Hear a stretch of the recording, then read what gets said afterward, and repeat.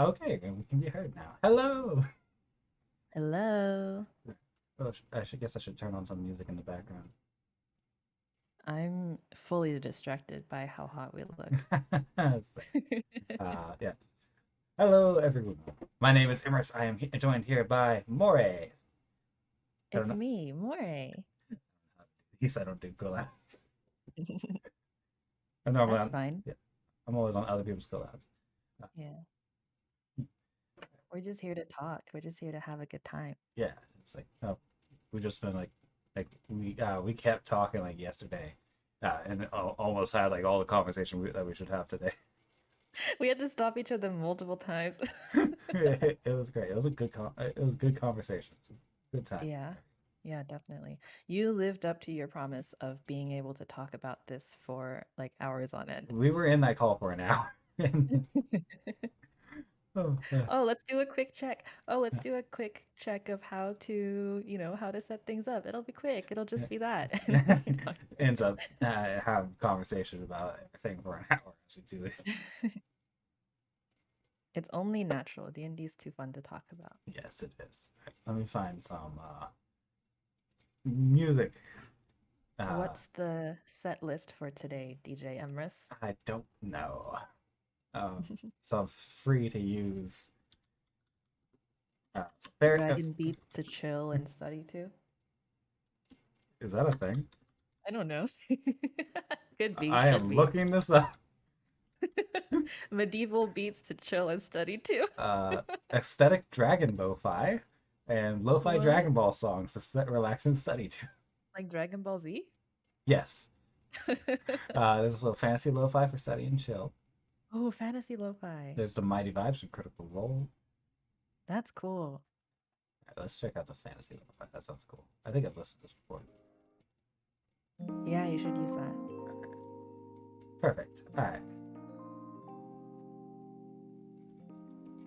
Are the vibes correct? I think the vibes are good. Nice.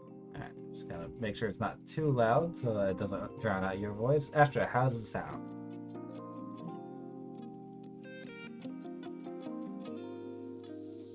So, let me just see it. Okay, chat's working. Sweet. Very nice. Go. Okay, there we go. You seem to be frozen. Oh, no, you're not. Okay. You're good. No, I'm just staying very still. Alright, let me find the list of things that we wanted to talk about. Just made a list because there were too many things. Yeah, I think I pinned it. It's somewhere in there. Oh. I did not pin it. Here it is. It's got a bunch of things, but yeah. I think we can start with our current campaigns. I think that's a good place to start. Oh yeah, absolutely. Yeah. You want to talk about your current campaign? Anything that you're playing in or DMing? I'm not currently DMing anything, but I am currently in 4 or about to be 5 games. Whoa.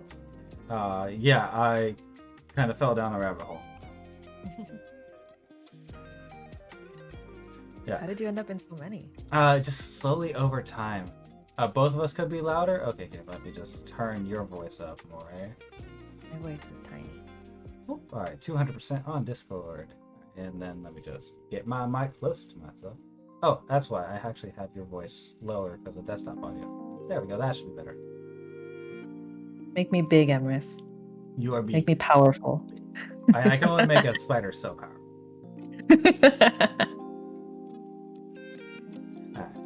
Is that better, Astra? You might actually be very loud now. This is the power I crave. But yeah, it's slowly over time. I kept getting invited and joining a few other games. All right, Moray is nice and clear now. Thank you, Astra. Nice and clear. Yeah, because it started with my main game. One of my 2 main games that I'm on. I'm still a baby? What? How about now? Is it better now? The dragon has been overpowered. No, it cannot be over. On your own stream? Oh, I can't do that voice too long. All right, how about now? I turned up the game. Sometimes that just goes down.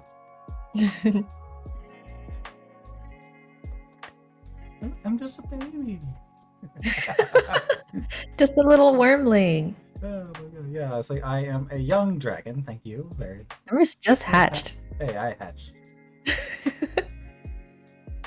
Yeah, and it started after I moved. I got invited to a D&D game online that I just fell in love with. That's one I was telling you about with my Oni fighter. Where I play. Yeah. I'm a rune knight fighter. And my race is Oni, so it's like a Japanese-inspired character with Nordic-inspired class. So it's kind of a blend of the two themes that I just absolutely love, and it's been pretty fun to play. Really That's hard to cool. find music that fits the theme, though. Maybe you'll have to make your own. Maybe, yeah. Hey, D, how's it going? Speaking of that game, DR is actually a player in that campaign. Oh, cool. Yeah, Astra and Oni. Here, I can actually pull up some art of him to show him off. Yeah. Show your art that you had all pulled up yesterday. Yeah. Oh, and more, if there's any art of any of your characters that you want to show off, just send them to me and I can pop them up on stream. I will. Yes, if it comes up, I'll send it to you. Yeah. Let me just browse, pull this up. Yeah. No, I love this Oni. His name is Yukimaru. It's like, I've been playing him for over a year now, and we're actually coming up onto the end of the campaign. How long is it? How often do you all meet up? Once a week, typically on Mondays. Yeah. Oh shit, that is big.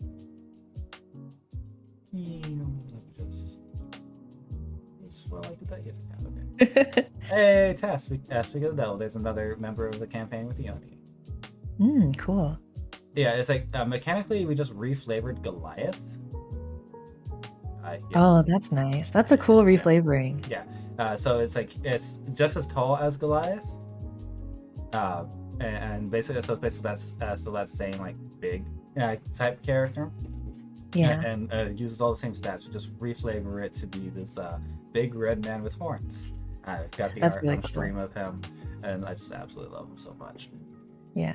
He's been a blast to play. It was the first character I had an in-game romance with. Oh, really? Yeah. Was it a good romance? Yes, it is. Did it work out? Yes, it worked out. Nice. Which is actually fun. And like my two main games, I've had 2 in-character romances in several of my different games. One has worked out, one is slowly falling apart. And no! It's like I am heartbroken over it, but it is some good fucking role play. Let me tell you that.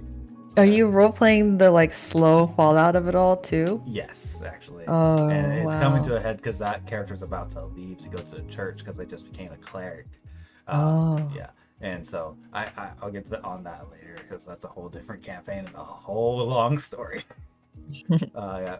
But it's like for Yuki here, it's just like we started this campaign like it's like about a year and a half ago now that I think about it, because we celebrated a year in January. So it's like this is the longest campaign I've ever been a part of, and like coming up, like we are slowly seeing like the climax come in full stop ahead of us, and it's really impressive that y'all kept this up for so long. Oh yeah, it's been a little harder these past few weeks because of my job. I increased my work hours, so we ended up switching to Saturdays. Yeah. And let me just move this so it's not the art isn't just completely covering on us. There. Very nice art too. Thank you. I fucking love that art. I cannot recommend that artist enough. I send all my friends to him whenever they ask for recommendations.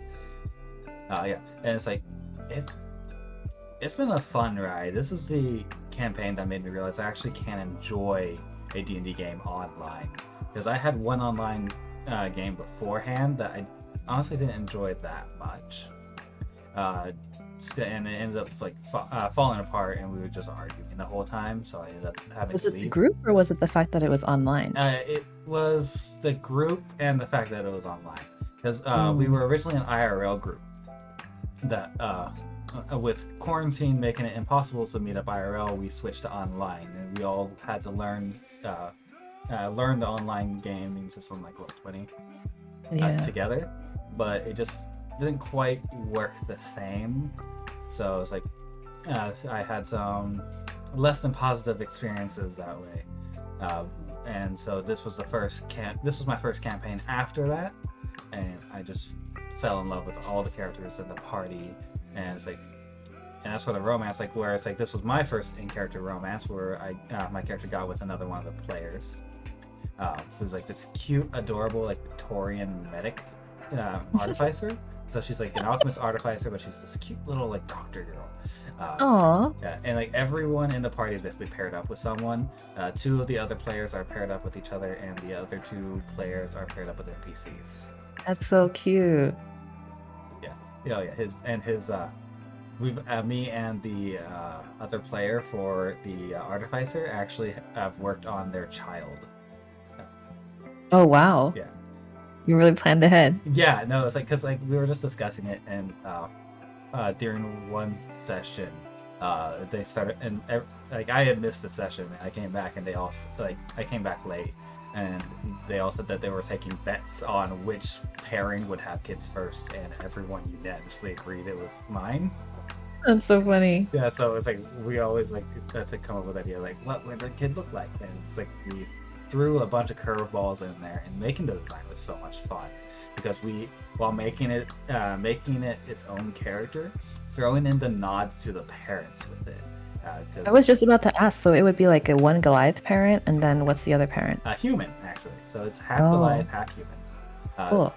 So actually, here I can show you the art. I don't know if I can share it on stream because it's not my art. I didn't commission it, so I don't exactly have permission to share it on stream, but I can share it with you privately. Well, you said they were cute, so that's all I need to know. Yeah. Let's see if I can find the art.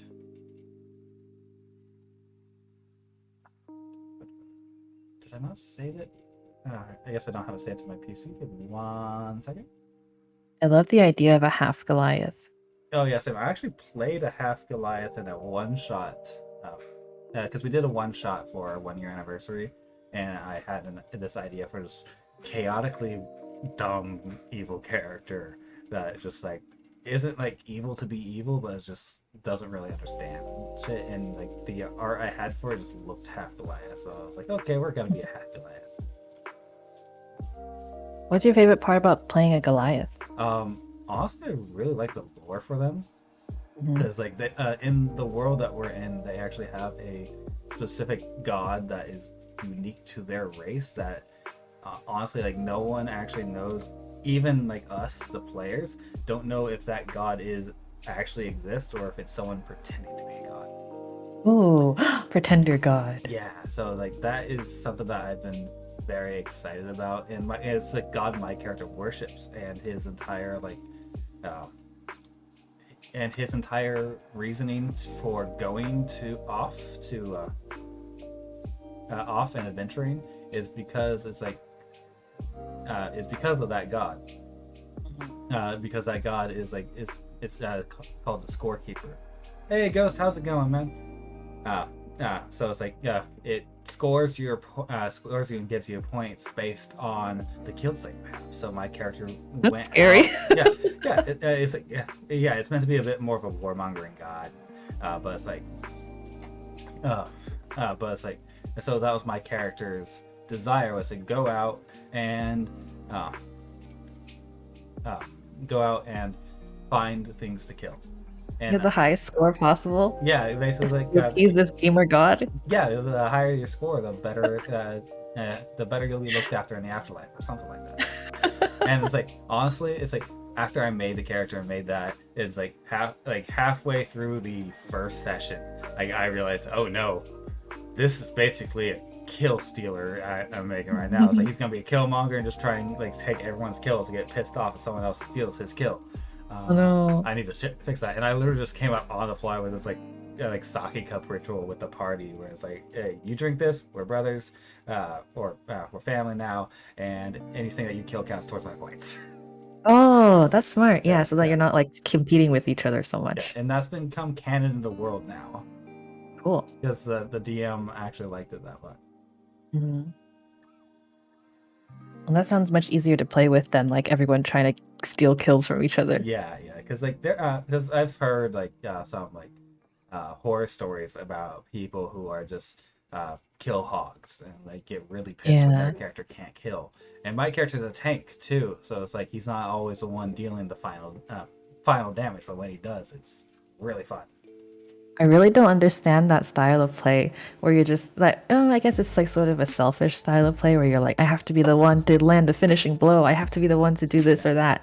Yeah, And it's like, aren't you playing in a party? Aren't you all playing together? yeah, that's a bit of like main character syndrome. Where it's like Yeah, that's what it's called. yeah, because where it's like it's like if you want something like that, it's really play a single player game. Go play Skyrim.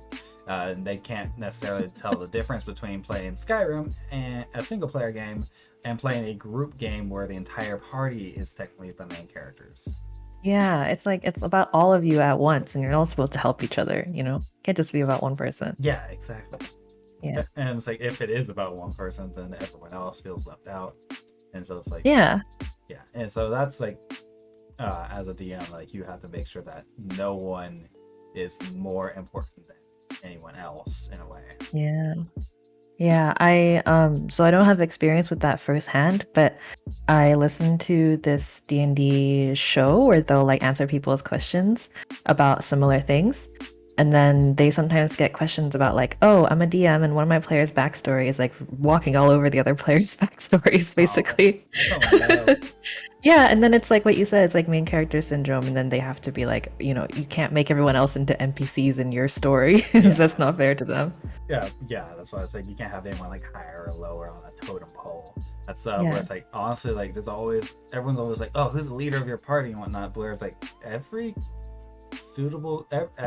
long running campaigns that I've been in, except for that first one I told you about, has had no specific party leader. Just because like everyone, it's almost like a democracy type thing where it's like we only do things if everyone agrees. Yeah, you talk it out. Oh, my Discord can be heard on stream. Okay, thank you, Astra. Let me just figure out how I can make Discord stop telling me. Everyone has to discuss with each other and work together. Yeah. Unless that's not the kind of campaign you're playing, in which case you do you. But I think generally that's not going to be the consensus of the party. Okay, that should turn off. Or people with pages of long, yeah, as D says, or people with pages long backstory for level 3 character. Wait, like how long? Like how detailed? For me, it depends on the level you're at and the character that you're being. Like, yeah, because it's like you can have a very short backstory for any level, but it's like super long and intricate character backstories. What you gotta realize is the backstory is an origin, not a story in itself. The story is the campaign that you're playing in. So it's like, at least that's my mentality about it.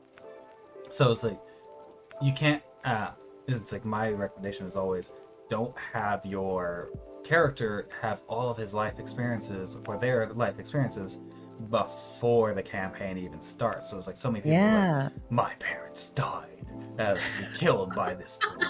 Then like I went out on a vendetta trying to kill him, and then I found him and I murdered him, and now I wander unsure of what to do with the rest of my life. Oh, you finished everything already. Okay. Yeah, it's like, Good yo, for you. you've had your whole character story on you. It's like you can have your parents be murdered if you want. You can be Batman, but like tell the story. Yeah, it's like.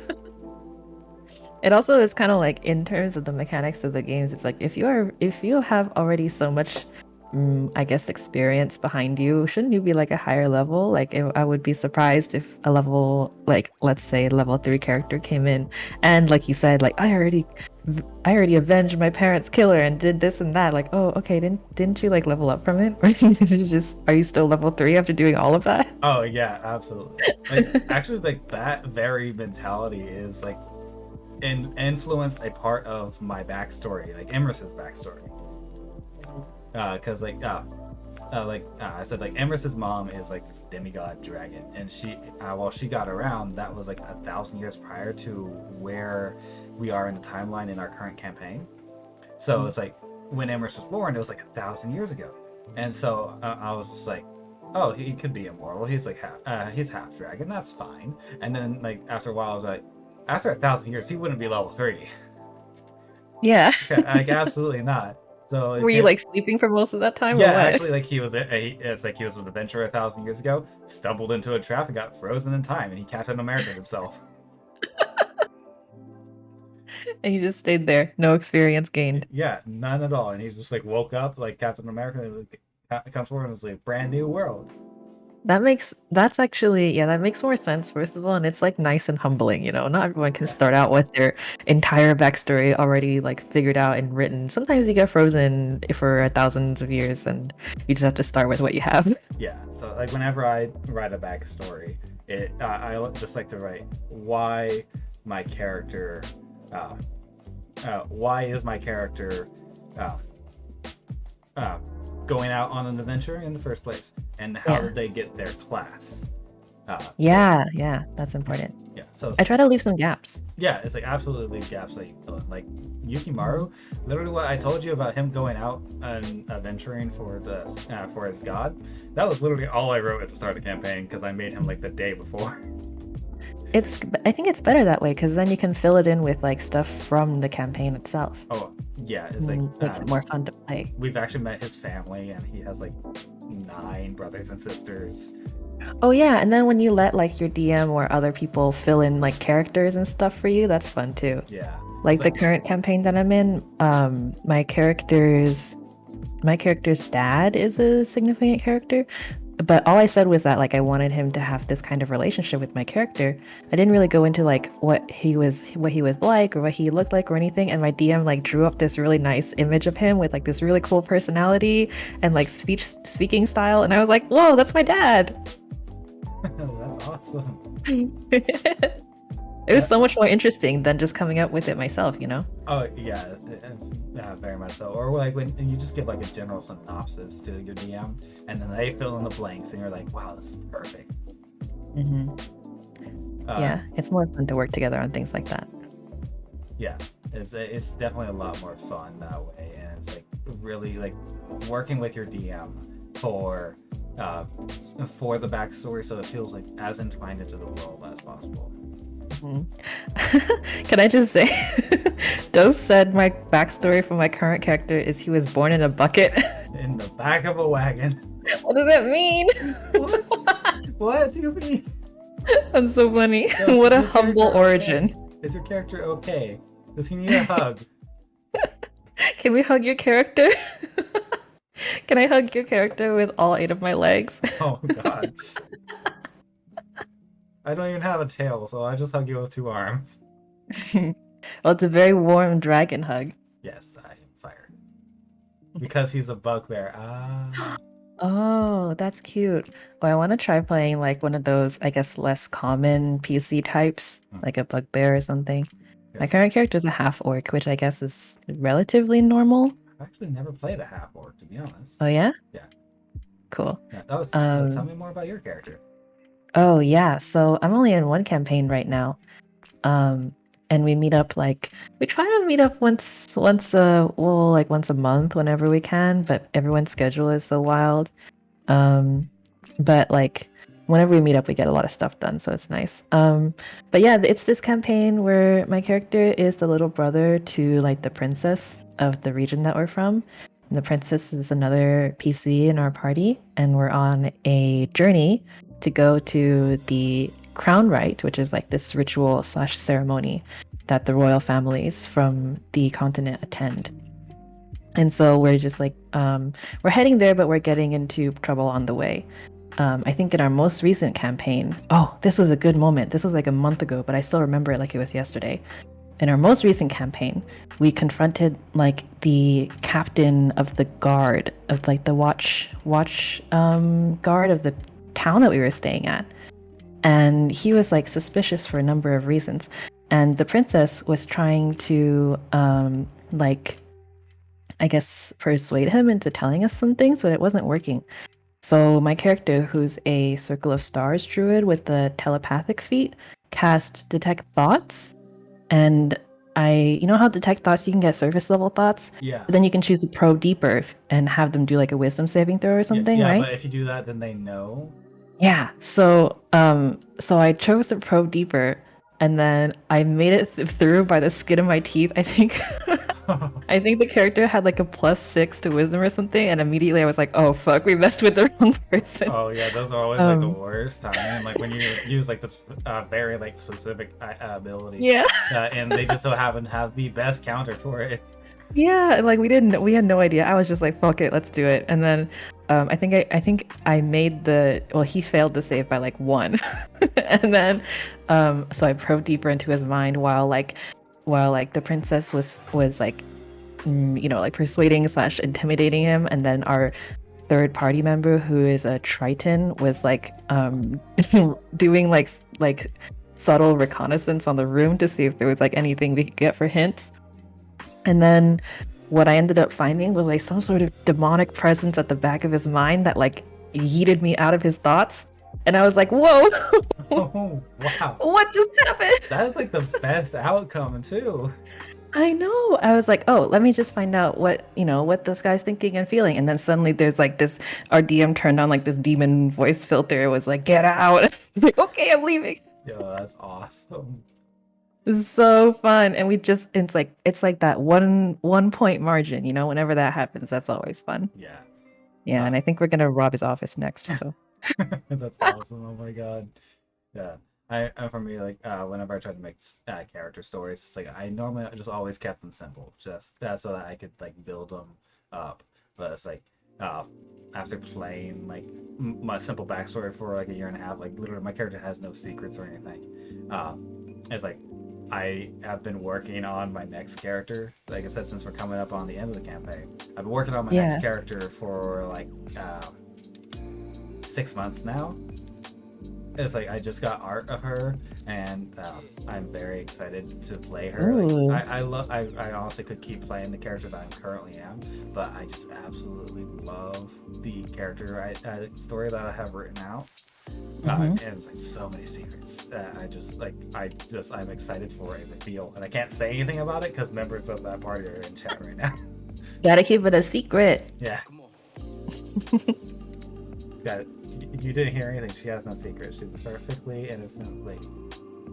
No secrets. All surface level. Everything you see is what you get. Oh god, I was just thinking if someone casts detect thoughts on her, that'd be so bad. I love that spell. I'm just like, I don't remember the exact verbiage of the telepathic feat, but it's like you get to cast it at will once a day or something, right? Or once per whatever rest. Maybe? I'm not entirely Something sure. like I'll have that. to check that out. I've seen one of the characters in Critical Role Campaign 3 has that. Oh, okay, yeah. It's something. Well, basically, I just get to like cast it for free every whatever duration, Yeah. and I fucking love detect thoughts. I know it kind of puts the DM in like a bind because sometimes the NPC that you're detecting thoughts of doesn't necessarily have deeper thoughts. Yeah. So But like, I always like, get some that's interesting stuff out of it. That's where improv comes in. Yeah. Yeah. So it's like, yeah, and that's honestly like some like the best parts are just total improv. Yeah. Like who knows? Like Maybe I'm like I was gonna say, I'm sure that like demon inhabiting the captain's mind was planned. But then one of the previous times I cast Detect Thoughts, we were in a cavern, and there was like a pit that we could tell people were in, but we didn't really have a way of getting down there, and we couldn't hear what they were talking about. So I cast Detect Thoughts on the figures that I could like, that were within my range, and we ended up finding out that one of them had like deep issues with insecurity, and they had like some sort of like tenuous interpersonal relationship that they were working on. And I just remember thinking to myself, like, did my DM just make this up? Did my DM just make up this little soap opera that's happening in this cave? And I got that with the Detect Thoughts. I thought that was so funny. like that can be great. Like, cause like I feel like Detect Thoughts kind of forces the DM to have to improv. Like, what are they thinking right now? Yeah. What are they trying to hide? But at the same time, like, it can be a great way for players to just get information just like directly through the brain. Straight from the source, through the brain. If you don't mind, I will be right back. Sounds good. Okay. Do you want me to put it on BRB screen, or are you good just like staying here? Let's put it on BRB. Okay. We'll be right back. Just give me like a couple minutes. See ya.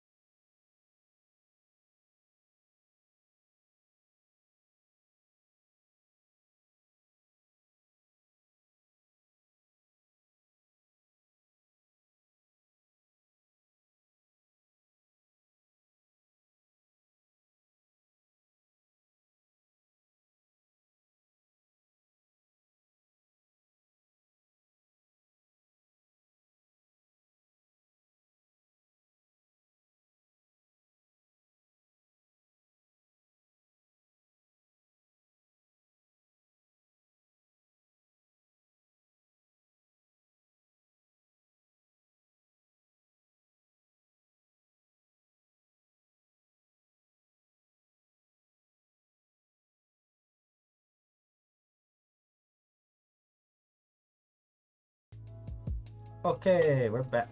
Oh, that's on screen. There we go. Hello. Hello, we're back. Sorry about that. I'm not.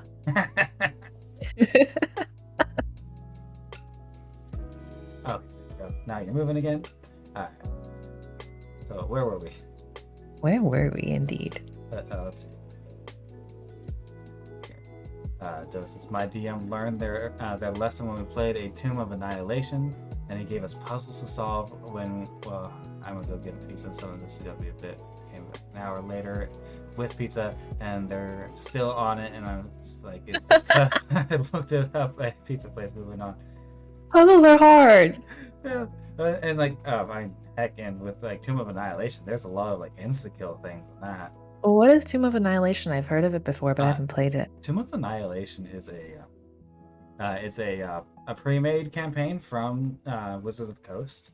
It's genuinely one of the harder campaigns. It's like a permadeath campaign too. Ooh. So it's like a lich is trying to resurrect a dead god or something like that. Spoilers, sorry. And in doing so is collecting souls. It's like an OG dungeon from either first or second edition. And is it like really combat heavy? Yeah, very combat heavy. That sounds fun. But it also has a lot of traps and everything, so it's like you are in a jungle. I know Tomb of Annihilation is a 5e creation, but the dungeon itself was inspired by an original dungeon.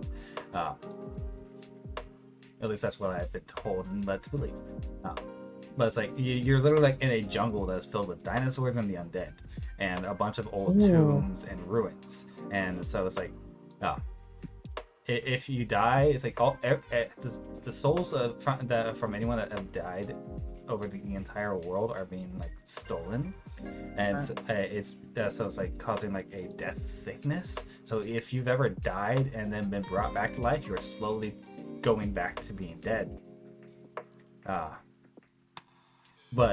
So this whole module is infamous for having a lot of insta-death traps, where if you fail your save, you will die.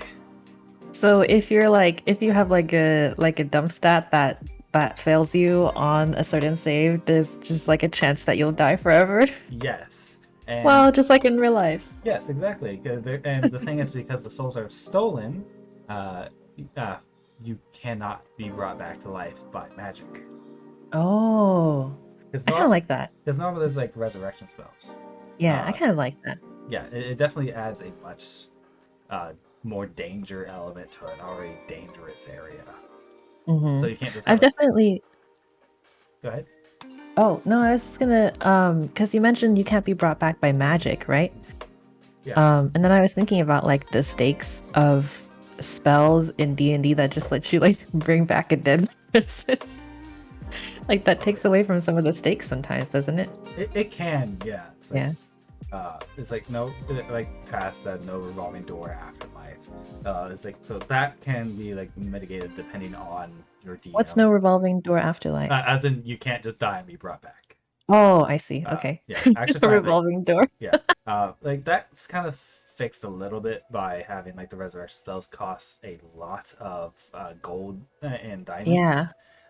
And I know Critical Role Matt Mercer actually has a homebrew rule that's like you have to say nice things and try and convince the soul to come back from the afterlife. So it's like that is pretty cool. Yeah. So even when you don't want, even when you are trying, or you still cast a spell and you have everything for it, it still might not. Yeah. No, I like when there's a chance of it not working again. I know NADPod, Not Another D&D podcast, also has Homebrew Resurrection rules where you can, if you have the components, you can cast the spell like that, but then the person just makes their death saving throws again. So there's still a chance to fail them. Oh, that's pretty cool. Yeah. I like that the Critical Role one has like a role-playing element worked into it. Okay, that I definitely like. And I would probably include something like that in the campaign next time I DM. I haven't had a character death while I was DMing in several years, actually. Yeah, I assume they're not frequent. Yeah, no. They Honestly, shouldn't be. in 5e, it's a lot of people say it's like after level 1, it's really hard to die, and Mhm. like at level 5, if you die, then something went wrong. Something went horribly wrong. Yeah, especially with Or it, you're in the Tomb of Annihilation. especially because like level 5 is like you get the ability to resurrect people with clerics. Yeah. Yeah. So how long have you been playing D&D? Like it's like new. I know you just started DMing, but it's like how long have you actually played? Yeah, I only DM'd, well, technically twice, like maybe a month ago. But I started playing maybe like last year, and I've been listening and like watching a lot of shows for quite a long time, for many years. So I feel like I kind of picked up on the game through just osmosis. And then finally I was like, I want to actually play. And maybe just not watch and listen to other people play. But I still do that a lot. Most of it comes from like listening to shows and stuff. Yeah, I do the same. Yeah. I just when I'm not playing, I am consuming in some form. Yeah, consume. Oh, and Tassadar says that there were options in older editions like instant death, permanent scars, or curses, or things like that, especially in Ooh. Ravenlaw setting. I know, like I homebrew whenever like your character like reaches zero, like 0 hit points, whether or not they fully die or you save your Yeah. or you save your death saves. That attack gave you a permanent scar. Oh, that's Yeah. cool. So eventually, like like all the scars on your body are tails from every time you've been reduced to 0 hit points. Oh, I love that. And then you just like have this like trail of stories on your body that you can add to your character. Yeah, exactly. So, Cool. And, I've only had like one character death, I think. One. Oh no, I've had 2 character deaths, but one of them got better. Since she got better. And she was resurrected, so she was brought back to life. But I did fail 3 death saves. The other one, which was my first death save or death fail, and first permadeath. After that, I would just die for scars. I would intentionally jump into bad situations. Astra, no. You can give your character scars if you want to, without dying. If you keep dying, your party's not gonna keep resurrecting you. It's an expensive business. Yeah, being resurrected costs like a minimum of like 300 gold for like the base resurrection within 60 seconds. Yeah, isn't it like a diamond worth 300 gold or something like that? Yeah, exactly. So you have to find a specific diamond for it. We don't have that many diamonds. Come on. Yeah. It's like, you want a scar so bad? We'll find other ways to give it to you. Yeah, and I do like to, like, if you don't have a cleric, you can find a church. Astra, I'm in an expensive investment. Okay, if I ever all right, Astra, I'll make sure, like, if I ever meet you, I'll have to bring a lot of money, a lot of diamonds. I'm just leaving you there in that case. I'm saving this money for something else. Hey, I'm an expensive investment too, but I don't want to die for it. I think there was a situation that I heard of once where there was like a character who kept dying in a party, and it got to the point where the cleric or like the healer started to feel like, hey, shouldn't this character be covering the cost of their own resurrection materials? Yeah. Like, should they all pitch in or something? That happened to my character, where it's like, after she died, the player that brought my character back to life used my character's gold for it. Well, you're dead. You can't really do anything about it, can you? Astra, what is with you and Moray about trying to steal my hoard? Oh, don't worry about it. I'm not in your hoard right now. I'm not touching all your precious little things. Yes, I'm aware. I have your soul like stashed in there somewhere. I keep that locked. You can have that. I want the diamonds worth 300 gold. I got some diamonds in there worth a little bit more than that. Oh, yeah. I thought it was so funny because then you get into the idea of like, what's the healthcare situation like in your fantasy world? Does everyone chip in, or is it like, are you the only person paying for your resurrection? It's like in the campaigns where we bought diamonds, because like one campaign I'm in, like we don't really have anyone that can actually resurrect anyone. It's like our healers are 2 artificers, and artificers don't have resurrection spells as far. Oh. So they do have like so luckily we've had no character deaths in that. We did almost we did narrowly avoid my character's partners jumping into a insta death ability from a boss. Oh, Like she just literally just barely managed to save it. Like, oh goodness. hey, it's okay, Ghost. I got the horde nice and safe. Don't worry. But thank you so, Is it? so much Is it though? for now. Is it though? Yes, it is right now. Okay, well, let me check. Yeah, it's locked. Okay. Oh, let me just turn around and check. Yeah. We're not standing gold or anything right now. Oh yeah, like legit, like this boss that we were fighting was known as the Spine Ripper, and he had an ability that he could just like reach in and rip out your spine, like Whoa, Kali like that Masi character, like that fighting game character. What game are they from again? in Mortal Kombat. Probably Mortal Kombat. Yeah. Yeah, that sounds like a Mortal Kombat thing. Yeah, it's kind of like that. Cool. Just barely managed to avoid that.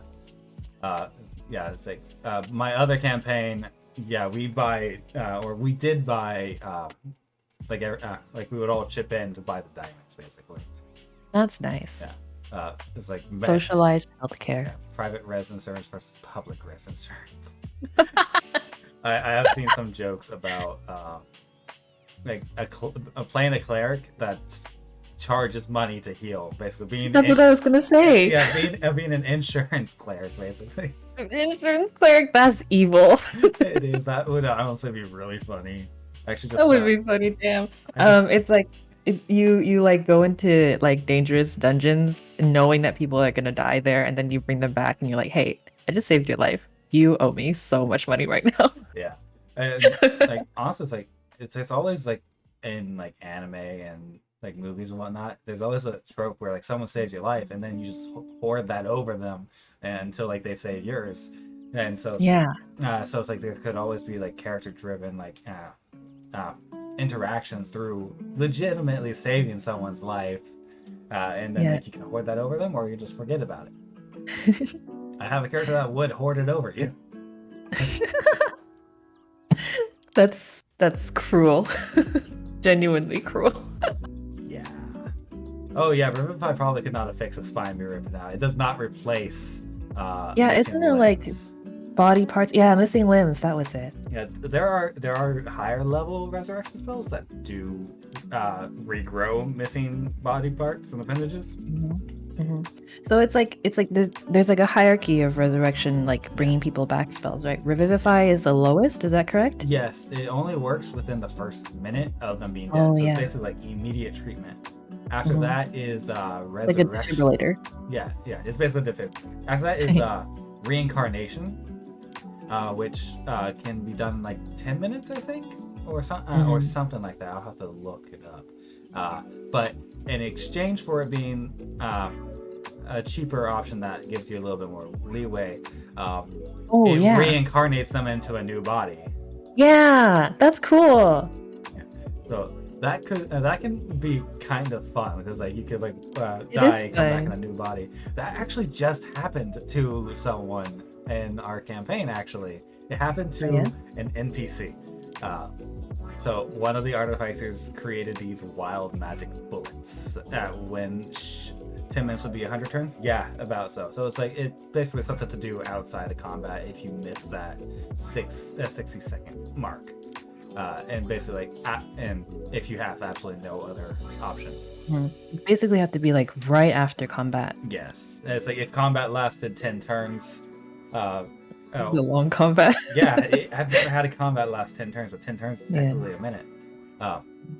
What if your party didn't want that character to come back, so they just dragged out combat for 10 turns until it was outside of the window? And if the party had that much of a vendetta against the character, I feel like they would just leave them.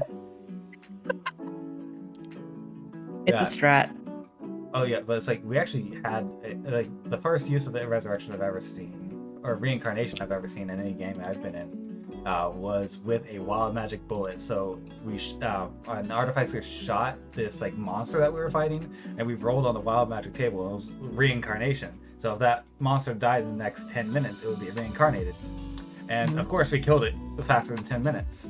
And so it got reincarnated into a sentient humanoid character. And so now we have this like former like giant lizard turned into a humanoid that just is now a part of the party. That's just what. Oh my gosh.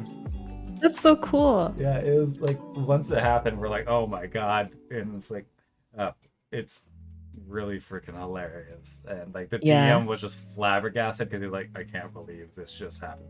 Now the DM has to play this character. It really does have potential for a lot of shenanigans. Like I haven't seen it happen. It hasn't happened to me, obviously, but the example of it that stands out to me most clearly is in one of the shows. Yeah, so there was an instance where this one character who was like very like proud of his features, I guess, like very proud of his beard, very proud of his muscles and everything, was rolled on the table and ended up being a half elf. And the DM was like, yeah, you're like, you're like tall and lithe and svelte. And the character was like, what about my muscles? The DM was like, no, sorry. As a half elf, I don't think you have your huge muscles anymore. Oh my He was god. heartbroken. And half elves sometimes And like, the because they're elves, elves can't really grow beards. Yeah, exactly. He was like, well, what about my beard and my luscious flowing hair? Like, okay, luscious flowing hair, sure, but facial hair, I don't know. On an elf, I don't know. Facial hair, not so much. Maybe some stubble. I mean, half elves, and they still got that. Heartbreaking. But it's like that luscious flowing hair is probably even more beautiful now. True, yeah, it probably went all to the hair. Yeah. Oh yeah. It's like, but yeah, that monster was like called a Praeton, which is like a wolf, deer, eagle. That's fucking huge. Like it's a giant monster, and it turned into a dragonborn. Ooh. It's really freaking. It was so funny. Like we were all just dying, and the DM actually like ended the session because like it was getting late, and he had no idea where to go from there. He had to plan. So funny. That's such a curveball for the DM too. Oh, To yeah, have to deal with something like that. Yeah, and we decided to keep her. Like the moment like we had the option, we're like, can we please keep them? I love like running into an NPC and immediately the whole party is like, yeah, they're ours now, right? Like we can add them to the party now, right? And sometimes you can tell the DM is like, well, here's a reason you can't have all these NPCs in your party. And they just have to make up an excuse for it. But then the players are so attached to the NPC and just keep coming back to them like, how's this NPC doing? Like in my current campaign, there's a DM NPC named Artie, and she's a Trident, I think like ranger or something. But she basically is just like a scout. She doesn't really battle. She's just like a scout. And we absolutely cherish her. We would die for her. I love that. Also, Astra, you would only have to wait 10 turns. 100 turns would be when reincarnation no longer works. Oh, yeah, 10 turns for what was the other one called? Revivify. Here, someone actually posted like so Revivify is first, then there's Raise Dead, though that's a more necromancy thing. Then Resurrection and Reincarnation, and then True Resurrection. Oh yeah, True Resurrection is the one where you can just like think about someone, like anyone. Yeah, it's like they don't even need a body and they'll just be resurrected, but that costs like 20,000 gold. That's crazy. Yeah, so it's like truly insane. So like Revivify works within the first minute. Raise Dead is just a necromancy ability. You can just where you turn someone into a zombie, I believe. And then there's Resurrection, which just brings someone back, and Reincarnation, which brings them back but as a different race. I believe Reincarnation is cheaper than Resurrection, which is why it's a viable option sometimes. And then straight up True Resurrection. Does not matter how long they've been dead, as long as they lived in the past century, I think. That's crazy. True Resurrection is up there with like the wish spell for me, just like insane. Yeah, basically, because like every other spell requires. Oh, that's Animate Dead. Oh, Raise Dead is the one with the longer grace period but needs an intact corpse. Oh, okay, yeah. So you always need a body on them, but like you have to be able to keep the corpse like fresh and intact for most of them. Like if it starts to decay, you can't do it. Which is where spells like what's the spell? Gentle Repose, where just like it keeps them like they keeps them fresh. Yeah, it keeps them nice and fresh. Yeah, thank you, Tess. I keep hearing these things and thinking I want this to happen to my character. It's almost happened to my character, and it's like it can be really cool when this happens, but it can also be very jarring, especially if you spent a long time deciding on a race and class, and like especially for min-maxers, it is an excellent curveball to throw at them. For people who like really, really leaned into that kind of thing. Yeah, especially like if you are a character that their race is extremely important. Like for my Oni character, he it's like uh, him and like and Onis are generally very proud people, as they are relatively new to like the whole sentient race thing. As like about like 100 years prior to the campaign, in the timeline, they were still considered monsters or yokai in their area, and so they're actually like a new civilization. So they're all very proud, and so if he just got turned into like a different race all of a sudden, I don't even know how he would react. Yeah, that's like integral to like his backstory and his culture and where he's from, you know? Yeah.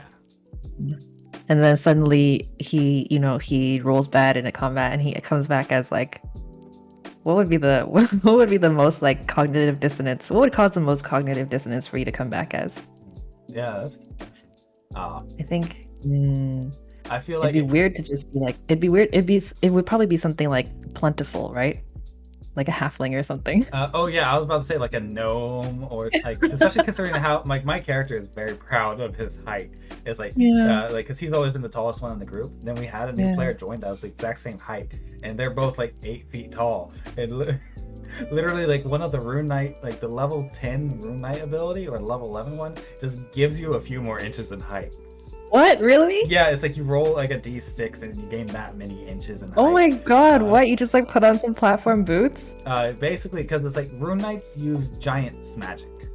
Oh. So it's like he actually has an ability that makes him like one size larger. So I actually become a giant, and so it's like that permanently affects the body, increasing your height a little bit. So like the moment that happened, my character just lorded that over the other character the entire time. So if he got turned into like a gnome or a halfling, like the smallest of the races, he would be devastated. Oh no. That would be so sad. That would be hilarious. Not gonna That's lie. like that whole part of his like backstory just erased. Yeah.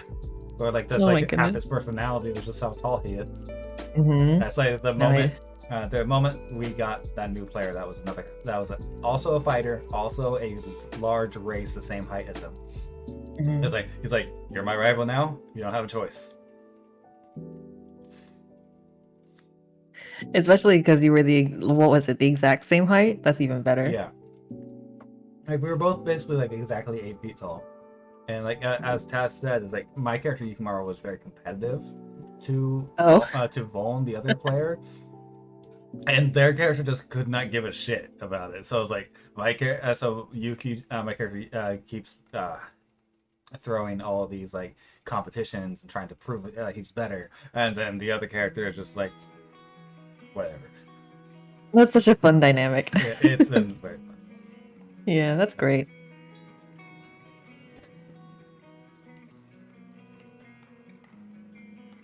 Pull up the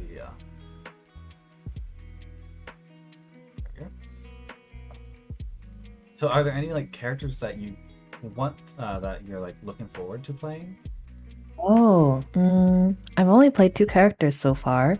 One in my current campaign, and then one in a God bless the DM for doing this. One in a clown-themed circus one-shot that I played maybe a few weeks ago. Oh my Where we all played various circus performers and clowns. That sounds awesome. I love fun. like themed one-shots. Yeah, it was great. So my primary character, I guess, is a Circle of Stars druid half-orc named Winter Ivy, and he's just a baby. I've been trying to think of like, I guess, better feats and stuff to take for him, because when I made him, I didn't really know anything about like the character or even how to play the class, and I had never played D&D before. So I don't know. I feel like I could probably build his character better moving forward. He has that. Like I mentioned, he has that feat that gives him detect thoughts, which is really fun. But I really do want to look into the other feats and see if there's like anything else good for him out there, you know? Oh yeah, I completely understand. Like like I main fighters. I really like fighters. They're fun and easy. So I want to play a fighter. Yeah, they're a lot of fun, and it's like my favorite like quote from a D&D creator, Joe Cat. I don't know if you've seen the crap guides of D&D. I've seen those, yeah. They're hilarious. It's like when his fighter thing is just like, if you don't hit anything in a single turn, you angered the gods or Gary Gygax. Mhm. I want to play the fighter that's like, what subclass is this? It's the one where they can like issue commands to their allies and like have them like take an extra attack or something. Oh, that is Battle Mastery. Yeah, I want to do that one. That one That, seems really fun. there's actually a feat that you can take that gives you Battle Master abilities. Oh, really? To do that, yeah, it gives you, because Battle Masters have a Battle Master like uh, I forget what it is. I forget what it's called. But actually, I took that feat, so I have some of those Battle Master things where it's like I can attack, and then I can be like, "You attack now," and it actually lets them Yeah, attack on your turn and gives them a bonus to the damage. I Is think that? that's so fun. Oh yeah, it's definitely cool. Definitely a cool like team dynamic to it. Like It's like fighters with support. yeah, Yeah. like my roommate's technically a fighter with support too, because I have like abilities that mitigate damage, and I can Hmm. if I see like a big hit about to happen, I can actually transfer that damage using the magic to anyone else I can see. So there's half the time like an enemy attacks my Oh, friends, I see that, oh shit, that's gonna deal a lot of damage. Bam, let's move that to one of your allies. oh, that's so Yeah, cool. so it's like that's why it's like I'm a tank, and it's like so I can either transfer all the damage to me or to other people. I just try to prevent damage from all my allies that are close to me. That's why it's like every time someone steps outside of my range for these abilities, I'm like, no, come back. Yeah, so it's like it's that one. I want to try fighter because it's like pretty straightforward and there's a lot of like different ways you can play with the subclasses, right? Oh And then I yeah, want to try paladin too because of all the different like again like the different support things you can do for your party. I like that sort of like I like the classes that kind of have like collaborative skills in and out of battle. yeah. Which I went for druid for my first character because I was like, oh, look at this huge variety of spells. Like even though it's kind of overwhelming at first, I was like, it'll be so fun to think of ways to use these for both combat and roleplay. And it is fun. It's just very overwhelming. So I want to play more melee classes now. I feel you. It's like, cause I think my first character was also a druid, but that we Mhm. played that in a one shot, and I switched over to some other class. I don't remember. This is years ago. Um, but I remember like all of the magic just being pretty overwhelming, and like I just fell in love with the martial classes like fighter. But Yeah. I never played wizard until last year. I played wizard for the first time. The spells are just like so Yeah, much. it's like the whole spell book dynamic, and like all the spells and magic just kind of like it just confused me. So Mhm. uh, whereas like my fighter with Yuki, I knew exactly what to do. I knew what feats I wanted to take and the build that I wanted for him. Uh, I want to hit hard, and I want to crit. yeah, or you want to crit, go champion fighter. I made my guys like I want to take all the damage and I want to prevent all the damage. So literally, Mhm. like every ability he has is about like preventing damage from. So it's like despite like his like entire character backstory being, I'm gonna go out and kill things. His entire character build is I'm gonna protect my friends. That's a nice like contrast. Yeah. Meanwhile, my wizard that I made is who I've also been playing in the campaign that I've been playing for a little over a year now. Um, Hmm. I had absolutely no idea what I was doing with her. So and so it's like I still kind of regret pieces of her build because she is a pirate wizard with a gun. Ooh, So it's like I took the gunner feat. So it's like I can use a gun and use it in close combat. So rather than a dagger, I have a gun. yeah, that's cool. It's a lot of fun, but the gun as we've gotten higher levels, the gun is now basically unused and useless. Oh, But well, it was fun while it it's lasted. there for role play purposes, and it's still a lot of Yeah, fun. I was about to say that adds like a good flavor to your character. Yeah. I like when DMs let you kind of like, I guess, sort of when DMs are like kind of malleable with the way things are described for characters. Like my other character, I was gonna say, is a Path of the what is it called? Path of the Beast barbarian. Ooh, I love Um, those. yeah, it seemed really fun, so I made her into that. And she's this little tiefling and her theme is like pastel and like very cute and desserts. So I was like, okay, so she's this barbarian because she is like a martial character. But can she be like cute about it? My DM was like, yeah, sure, you can flavor it however you want, and that made it so much more fun, Oh you know? yeah, I absolutely love Yeah. the flavor text. And Outer, thanks so much for the ooh banana. I can't hear it. I don't know why. Still trying to figure things out with my new setup. You can't hear it? No, did you hear it? Can you imitate it then? It's like you know the Donkey Kong 64 ooh banana. I did not know, but thank you for enlightening me. Have you never played Donkey Kong 64? No. It's like my favorite. What was It was on the Nintendo 64. No idea. Yeah, it was like one of my favorite games growing up. It's like there are 2 games on Nintendo 64 that require the expansion pack, and it was Donkey Kong 64 and Majora's Mask. Oh. I have a Nintendo 64. I don't have the expansion pack. I'm very sad, and it's almost impossible to find one.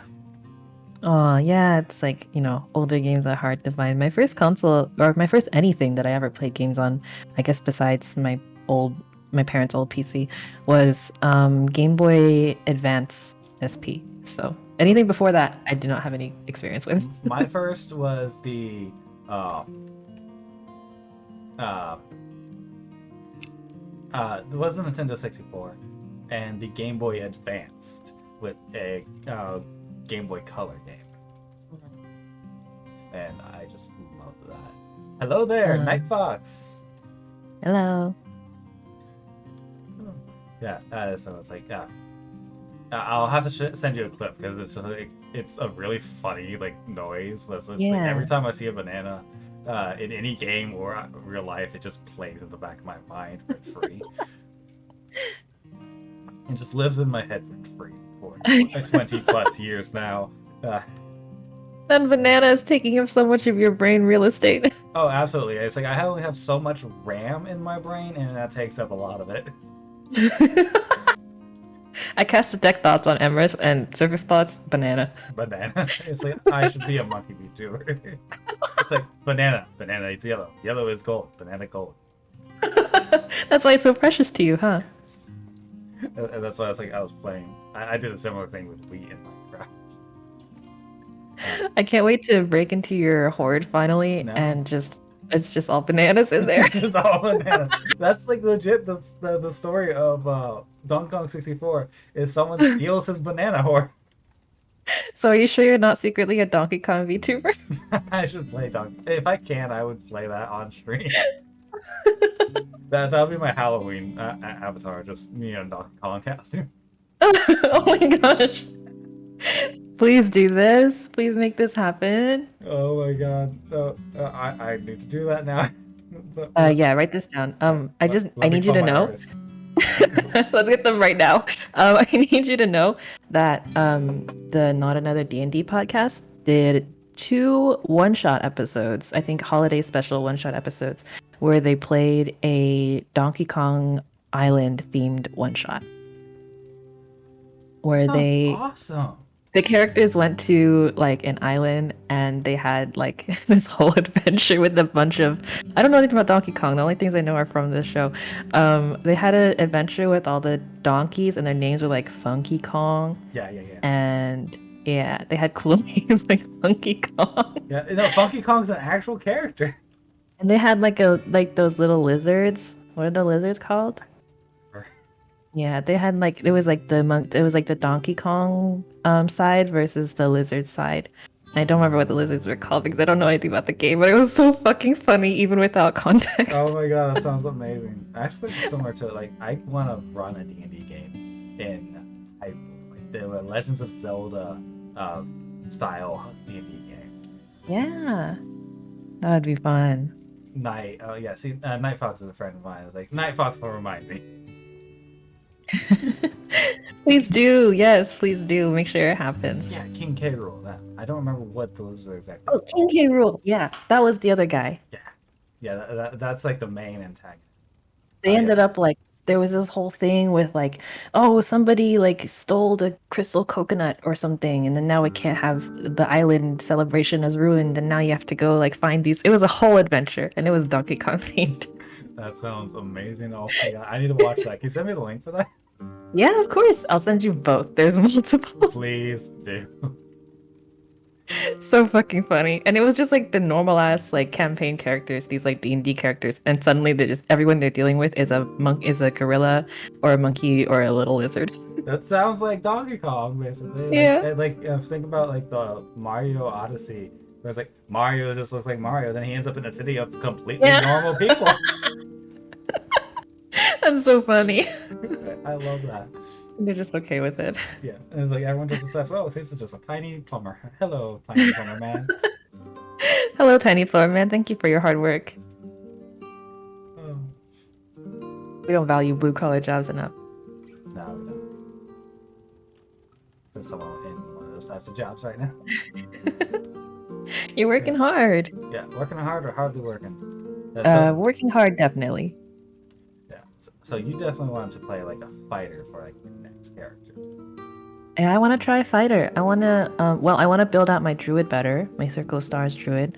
Every class I've chosen for my two characters that I've played have been entirely based on lore. I've never like built for like min-maxing or anything like that. Oh, I do the Circle of same thing. It's Stars, like I basically come up with a more fun that story. way, I think. Yeah, it is definitely a lot of fun. Like coming up with Mhm. like a story and then be like, oh, then this would actually work really well for this class. Yeah, exactly. And Or, you figure out the story first, and then the class, and then you kind of build on it as much as you can. yeah, either that or I'll have like a class that or a race that I want to try out, and then I'll build a backstory around that, and then I build the character. Either way, it's fun when there's story involved. Yeah, like for Emrys, because Emrys was originally going to be a D&D character, and since like his mom is a dragon, so it's like he's half dragon, half human, and there's a sorcerer subclass called Draconic Lineage. Oh yeah. Or Draconic Bloodline, where it's basically that. It's like somewhere in your ancestry you have Draconic blood and it awakened. So it's like that just became like the perfect class. But there's That so fits many really other well. there's so many other dragon themed classes, so it really could have been any class just with dragon themes aesthetics. Everyone wants to be a dragon. Yeah. That's No one wants to be a spider. Hey, and look at you, you're a spider and you even added horns. Like Well, I had to have horns. Every character design is made better with horns. oh, absolutely. Look at us. We're the Blue Horn crew. Blue Horn Crew. BHC for short. VHC, that sounds like something. I was gonna say, my Circle of Stars was chosen for, again, entirely based on backstory. Like my druid character's father is not usually like around, and they communicate in like letters, and he's always writing about like stars and like what you can glean from the night sky. So I was like, okay, I'm gonna make him into a stars related character, and druid, like that druid subclass was right there. And then the other one, my barbarian, Path of the Beast barbarian, she like loses her temper a lot and it's like kind of delusional. So I was like, oh, like a barbarian class that kind of like transforms her physically would be cool. And so Beast was there for that. And she also has one level of warlock. Again, not for any kind of optimization, because I really couldn't find a way to optimize it, but I did need that one level of warlock there for story purposes. So I was like, I'm totally willing to like give up whatever I would be missing from barbarian to have this for story purposes. I feel that like Yeah. because I did that with my character before Yukimaru. I also played a fighter, though I did Arcane Archer, and I ended up really not liking the Arcane Archer class. So it's funny. Fighter has my favorite and my least favorite classes. The Rune Knight is definitely my favorite fighter class I've ever played. Arcane Archer is the opposite, despite them. Arcane Archer is fighter? What? Arcane Archer is fighter? That's Yes, so. Oh, okay. It's Interesting. like the only Archer specific fighter class too. So it's like I ended up rolling a character randomly for a specific type of game, and ended up with like a dex build. I was like, okay, I can be fighter. Let's go Arcane Archer. I'm gonna use bow and arrows because that's always fun. Arcane Archer is very similar to Rune Knight, but in my opinion, is not as good. And the abilities are very situational, and half the time they don't work. Yeah. And, Rune Knight, I feel like it's Arcane Archer done. But like my character specifically, something that I just gave them randomly in the beginning of the game was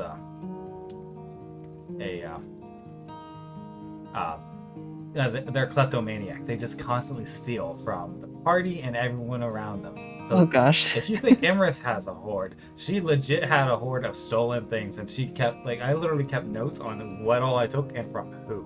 Oh my gosh.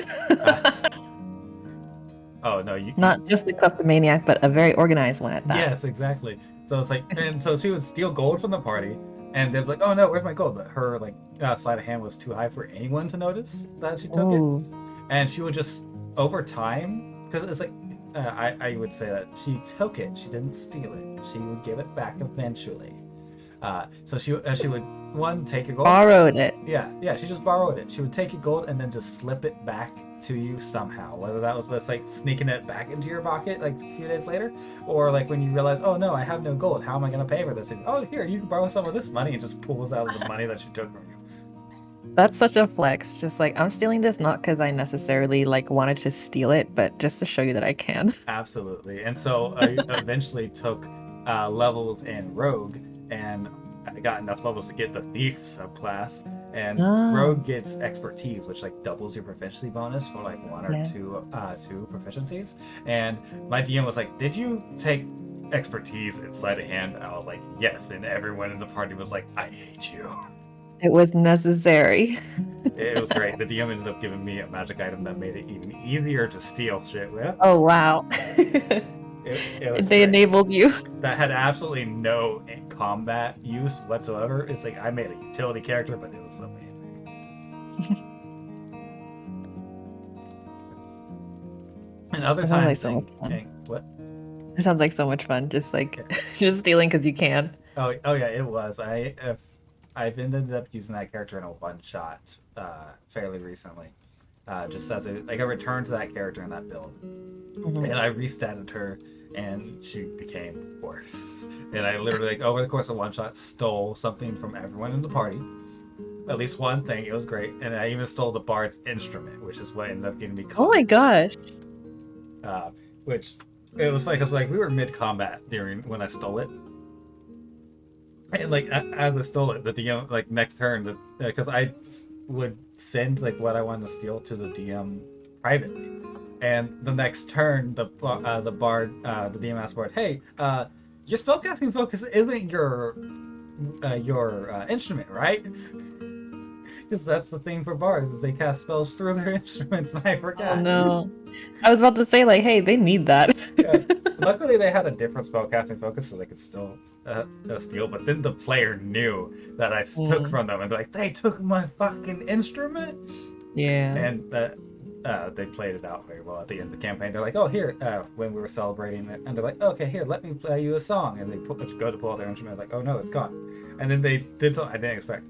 They cast locate object, Oh, and I just pinged like a beacon. yeah. That's so funny. That's like the perfect counter to your thing. It was hilarious. That's great. Nightfox says, "Oh my god, on a one shot I had rolled a nat 20 on a rogue to stealth with a proficiency." So dang. I Ooh. love nat 20s in some sort of skill because like I know it's like you rules is written you don't crit on skill checks, but whenever I DM, if someone crits and it works, I like to explain it in the best way possible. Like there's one time someone when I was DMing crit on perception. And so I was like, okay, it's like you're looking around and you look and your friends, they all just look like plastic. It's like everyone's just like plastic, lifeless, and not moving at all. Like they're frozen in place.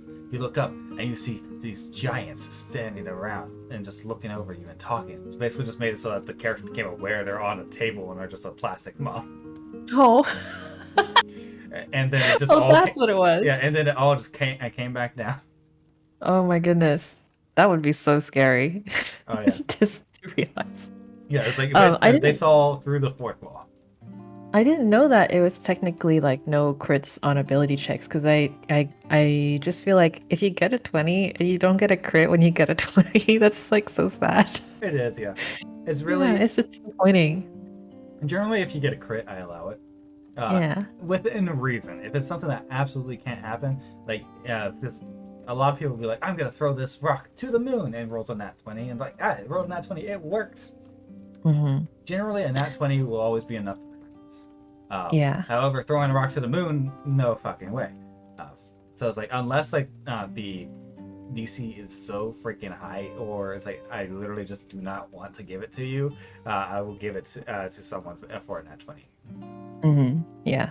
A nat 20 should always be celebrated Yeah. in some way or the other. I Although, your example of throwing a rock to the moon, I remember watching a show once where one of the characters asked to do some kind of check to see if they could figure out if ghosts existed. And the DM was like, okay, sure. And they crit on it, and they were like, so that means ghosts exist, right? And I know, I just saw the clip that you're talking about. Really? Yeah, it's I'm pretty sure Brennan Lee Mulligan was a DM. Oh yeah, It yeah, was yeah. Dimension Mice 20, and right? Murder. Yeah. Yeah. Yeah. Yeah. That was it. And Yeah. then he had to like make up on the spot, like, okay, I guess ghosts exist in this world now. And like the You whole could- point of that game was like ghosts don't exist. And they're proving yeah. that. Like their Yeah. party was trying to prove that ghosts don't exist. And then suddenly they just do. And I guess, I mean, he made it work. I don't know if he finished like that season or whatever, but No, I just saw he the made clip. it work. Oh, he just saw the clip? Oh my Yeah. gosh, it's a really good season. Let's see. It really only matters for grapple checks where like two people are going at it, according to Tessadar. Mm-hmm. Opposed rolls, that makes sense. Yeah. Yeah. I like when I roll a nat 20 on like a roleplay thing or like on something seemingly inconsequential, and then my character just like is cool for a second. I'm okay with that. Yeah, it's like how I typically do nat 20s is like the best possible outcome will happen. Yeah, like maybe it's not world changing, but hey, you looked really good in this moment. Yes, exactly. Like it's like yeah, you looked the coolest doing it. It's like you knew exactly what to do, and it just fucking worked. It's like Yeah. you know that thing that never happens to you in real life. You have to roll a nat 20 to get it after all. Yeah. I'm out here rolling -3 to everything, so Yeah, same. It's like, oh, nat 20 intelligence, but I have -2 to intelligence. Let's go. good luck.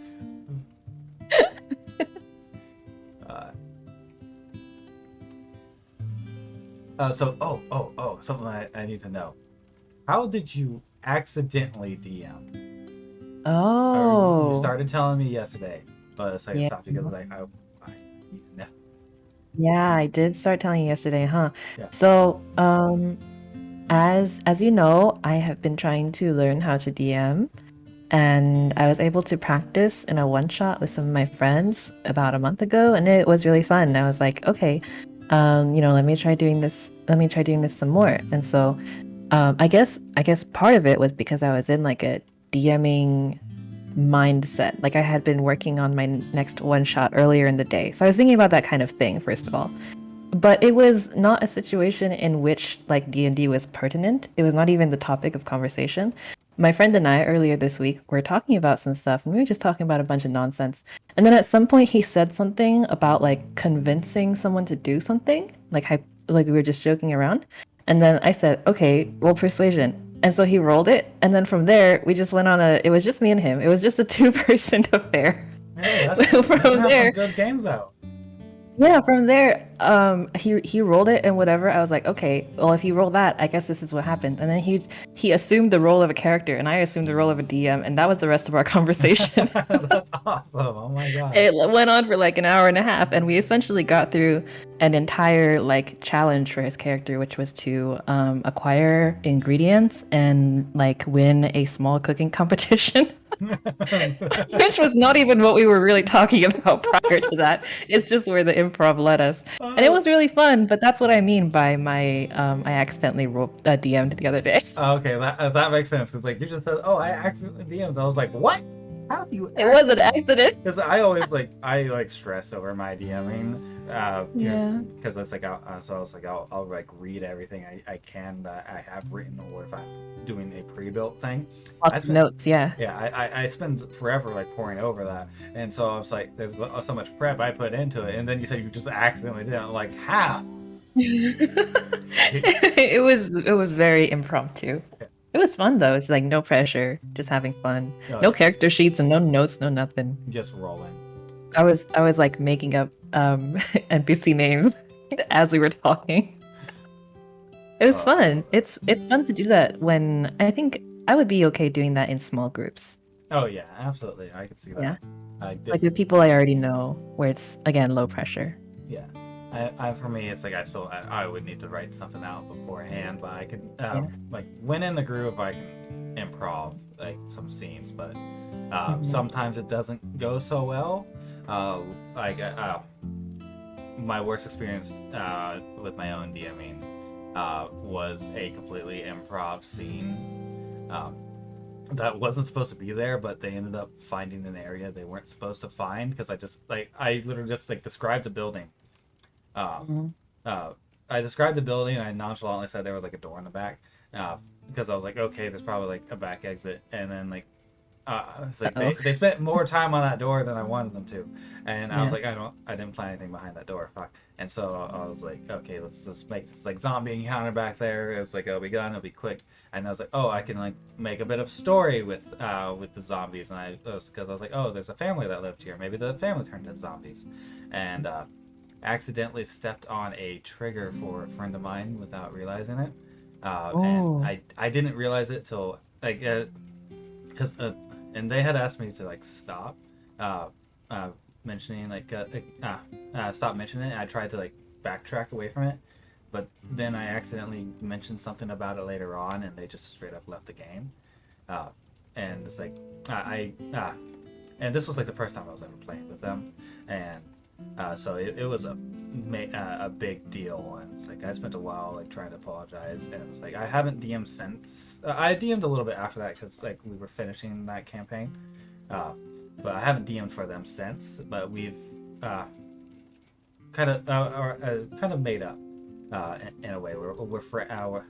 We play D&D together now again. That's good. Yeah. Yeah, at least you reconciled. Yeah, that's the word I was looking for. I was able to reconcile. Yeah. I don't think they've technically forgiven me for it, which I don't blame them for. But it's like Yeah. that's definitely like my biggest fuck up as a DM. Aw. But I've learned from that, and so now I know to be extra careful and make sure I know everyone's triggers before going into something. There's the system that I used in my first attempt at DMing was One More Multiverse, which I know you've also like seen, right? Yeah. And One More Multiverse has like a trigger system for players to use when the game is happening. They'll be able to choose like green for okay to proceed, and then yellow for like maybe slow down and like maybe reassess whatever's about to happen, and then red for like I'm hard stop, I'm not okay with this. Let's move to a different scene or something like that.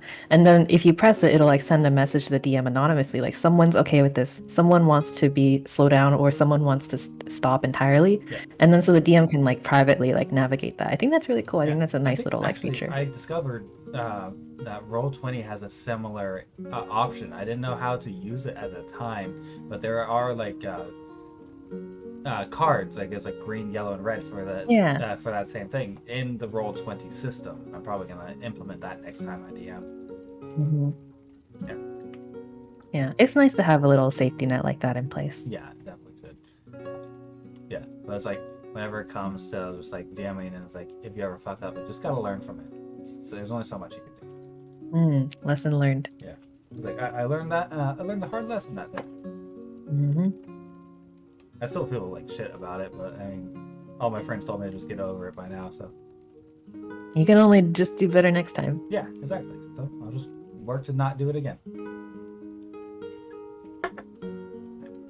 So far, what are your like experiences like DMing? Like you've only DM'd a one shot so far? Yeah, just a one shot. It was a pre-made thing on One More Multiverse, actually. Yeah. And I just wanted to throw something together really quick, and just like get it over with in a sense, just because I get so hung up on like trying, like you said, like making pages and pages of notes and like doing all this planning, and then the like, actual game never happens. Yeah, So I was like, that's why I'm I just like gonna do pre-made something stuff. pre-made. Yeah, exactly. Yeah. Just go pre-made, maybe like change a few things here and there, character names, flavor, maybe like a location or two, whatever. Like, you know, your players aren't gonna know any different anyway. Yeah.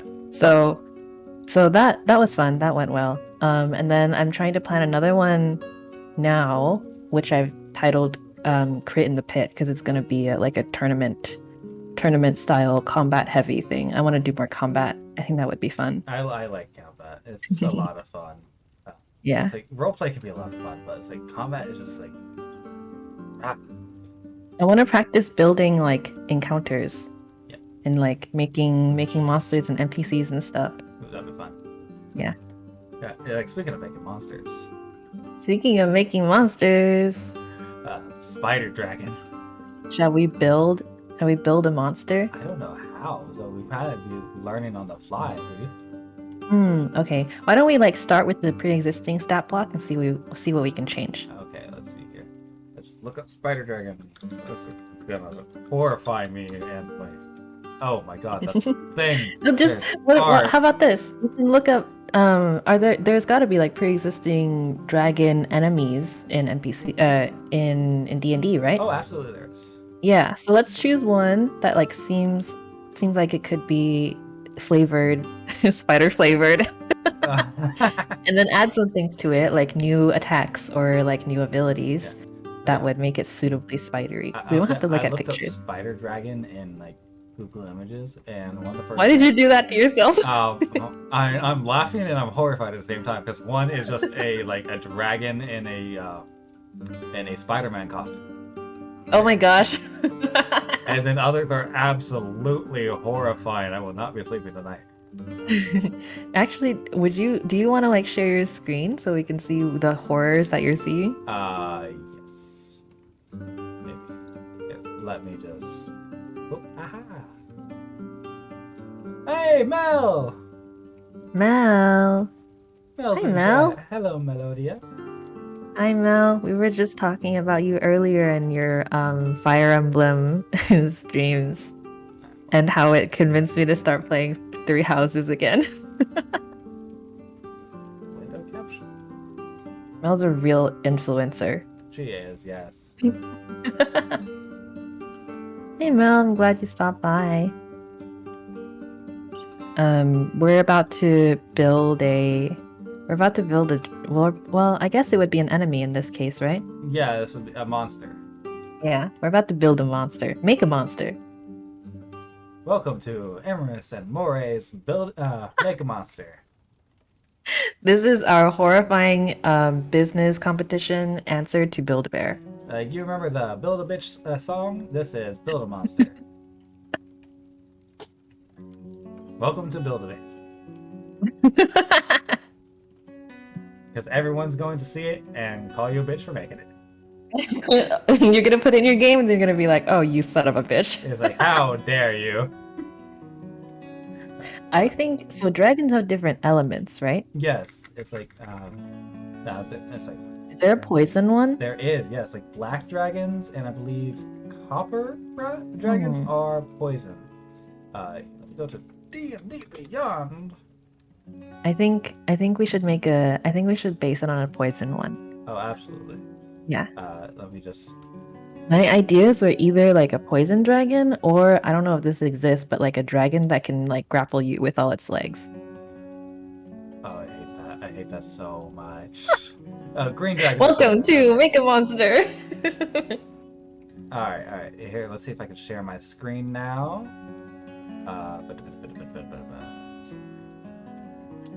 Window capture.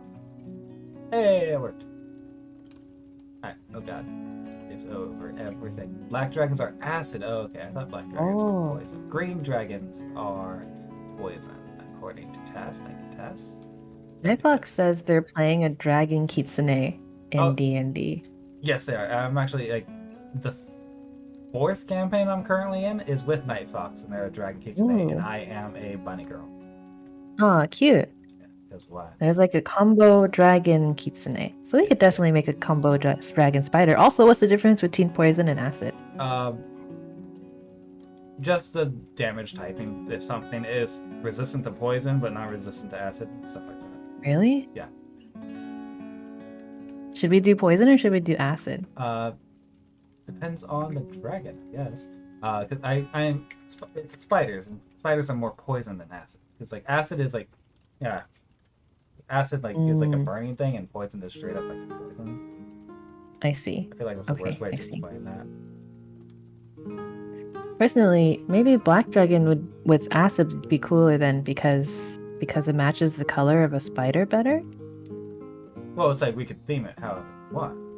Oh, true. Yeah. Just trying to. I wasn't prepared to share my screens. There we go. That should work. Sorry, I just think it would be more fun if we could like see like the numbers changing and everything as we're building it. Yeah, I mean, I don't think there's like a monster builder. Oh yeah, there is. There's a great monster Yeah. builder. The joys of flavor text. Yes. Spiders are traditionally poisonous, but they do also melt things. They eat inside their Oh carapaces yeah. to drink up the slurry of their insides. Make Poisons little are like, smoothies. Astra says poisons are like toxins. Like, make it a little smooth. I hate how you describe that. Can we make a smoothie making dragon? Can we make a spider dragon wearing a Jamba Juice visor and Jamba Juice apron, and it just makes little smoothies for you, and you just don't ask what's in them? Oh my god. Yeah, just don't ask what's in them. Oh my god. You walk into its lair and it just grabs you and starts shaking you up and put the straw in you. It's like you're the smoothie now. Oh, where'd my mouse go? My mouse keeps disappearing on me. Oh no. There. Oh, also feel free to use my PNG if the window thing is happening again. I think it should be fine. Oh. There we go. Boom. Okay. Alright, so first let's look up the dragons. Like my first instinct was to go with poison or acid, I guess in this case. But how cool would it be to have like to have like a fire breathing spider? Oh my god, that would actually be pretty cool, not gonna lie.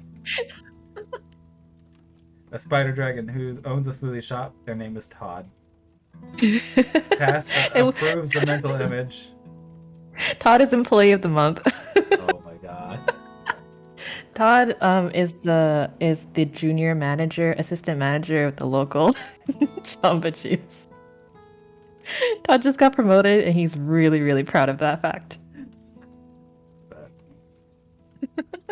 I think how it is in D&D, but acid would be like a corrosive substance. Yeah, something like that. So I can see a dragon being, or a spider being more poison. There we go. And I agree with Astra in this case, but I was like, poison would be more a spider's game than acid. I feel like it could work. That makes sense. I like both. Yeah. I feel like acid could work, but poison would make more sense. Also, in a meta sense, more things have acid resistance than anything else in the game. Oh, really? Yes, like you can go through the monster, or like nothing is weak to acid. Literally nothing is. So it's like there's no benefits of having acid damage at all. There are things that are weak to poison, but a lot of things are resistant to poison too, like dwarves. Interesting. All the people are just dying to get a smoothie. Oh my god. I hadn't really thought about the meta side of this. That's good to know. Yeah. And I only I heard someone because someone was min-maxing a build and they were trying to decide on an elemental type of thing. Let's see here. So there we go. A green dragon right here gives off. Green is poison, right? Yes, could be. Yeah, poison breath. Right? Oh, cool. Adult green dragon. Yes. Oh, there's an emerald dragon. What do they give off? Disorienting breath. Whoa, what? Oh, that would be like inflicting arachnophobia on everyone that comes near it. I already got it. Don't worry. This is that's a psychic attack. Is on a failed save, they take psychic damage, and until the end of the next turn, whenever it makes an attack roll or ability check, it must reduce a d6 or reduce the total number by the number rolled. On successful save, the creature takes half as much damage. And they had detect thoughts, spell magic, and ability and nature. Oh, that's cool. I didn't know this kind of dragon existed. This is actually new to 5e, to be honest. Oh yeah? Yeah. Because they just added, because gym dragons are something from like 3.5 and before, but they haven't been in. They have not been in 5e until very recent. With the book Fizban's Treasury of Dragons, which added a bunch of dragon themed stuff, like added all new dragons,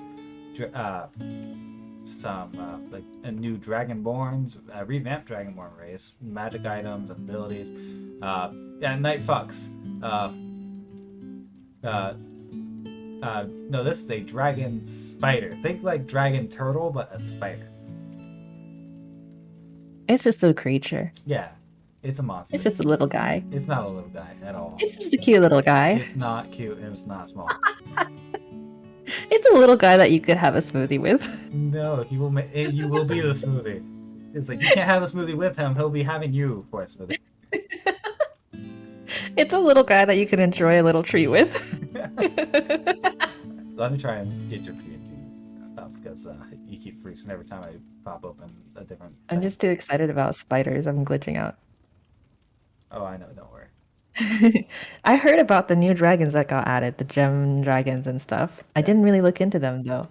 I like the idea of them. Can we go through the ones too? What? The gems? Oh yeah, we can look at all the different types of dragons. Yeah, let's see all of them. Show me the dragons. Okay. Let me just say browser source. Moray. I'm like a petulant child in the back of the van. Can we get dragons on the way home? Can we get the new emerald dragons and gem dragons on the way home? There's your PNG. Alright. Alright, your PNG is up. Hello, Moray. Nice. It's me. I like that art. That's really cool. Thank you. We have dragons at home. Yeah, I'm the dragon at home, apparently. We have elemental dragons at home. Oh no. There's my mouse in. I keep losing my mouse. Alright. Okay, so let's just start with the standard one. So it's like generally like dragons are put into alignments based off of their color, and there is metallic, chromatic, and now gems. Now gemstone as well, if you didn't already know that. For metallic, there's brass, copper, or bronze, brass, copper, gold, and silver, and then platinum being a god. Wait, you mean you don't have your own dragon yet? Thought that was a normal thing. Nightfox, you are the dragon. You're half dragon, like me. My parents wouldn't let me have a dragon until I learned responsibility. Oh man, I would have killed for a dragon as a child. There's also another version of D&D, Lindworms, Imperial Dragons, and Primal Dragons. Any others? Yes. I'm interested in seeing the new gem dragon's abilities. Alright, here, we can look up the gem dragons. Yeah. Alright, so here's adult amethyst dragon with a singularity breath, a shining bead of gravitational force. Ooh, that's wild. Yeah, each creature must make a DC 20 strength saving throw. Yo. It's like, oh, I've seen like images of these. Here, let me look this up. Oh shit, wait. I'm trying not to dox myself. What was it called? Singularity something? Yeah. Yeah, it's like singularity. It's basically like think a black hole, or like a well of gravity that they put like summon in their mouth and then they spew it out. That's so cool. I love that. Here, let me show you what they look like.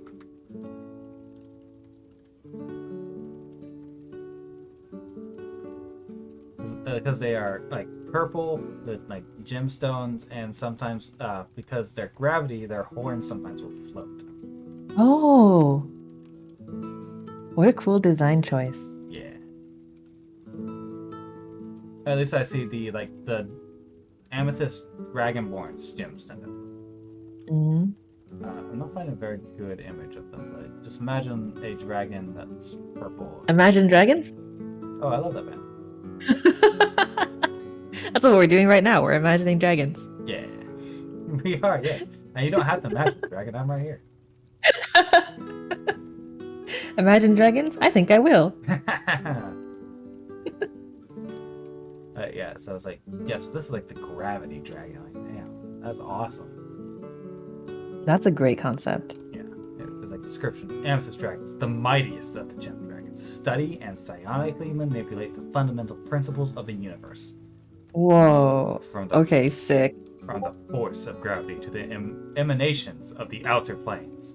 Their innate psionics give them a measure of control over how physical laws affect them. They defy gravity with flight that doesn't rely solely upon their great wings, and gravitational forces empower both their devastating breath weapon and the exploding amethyst crystals they spit at their foes. Oh my gosh. Okay, very cool, but possibly too cool for a spider dragon. Here's a way to like make it less cool. If they're spitting crystals at their foes, they're just a gym llama. Huh. Or an alpaca, where they just spit at you. Huh. That does nerf them a little bit. Yeah. That nerfs the coolness factor. Yeah. Yes, they are very purple, yes. Royal purple, their scales of dull, opaque purple, and as it grows, become more vibrant and translucent. Ooh, translucent. And fully mature dragons, scales appear rich purple amethyst crystals, reflecting right in everything. That's really cool. Hoarded Arcana, so their hoard is magic. Along with gold, they hoard just magic of all kinds. Just like magic energy or what? Knowledge. Oh.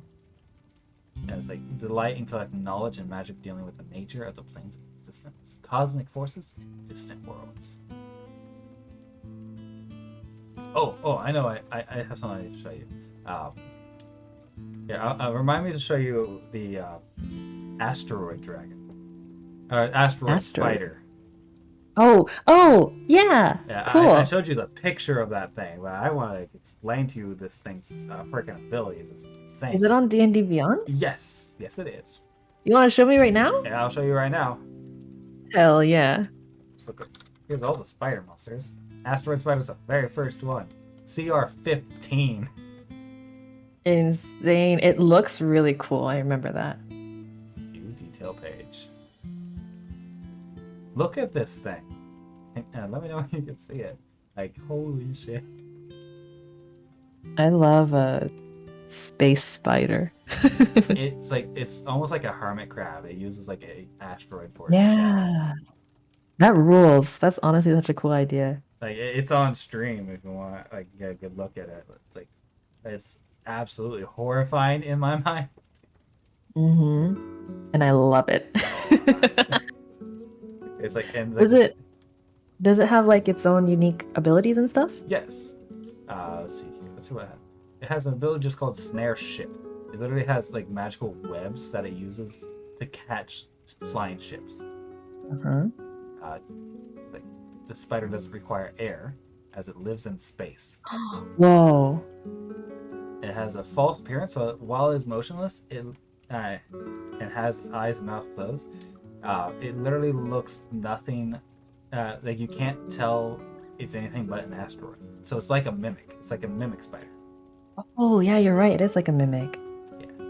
Yeah. It has. I think that's a good concept to put onto our spider dragon. Yeah. It's like generally motionless, kind of just blends in until you approach it the wrong way. Yes, because it's the same size as a ancient dragon. It's gargantuan in size. Oh.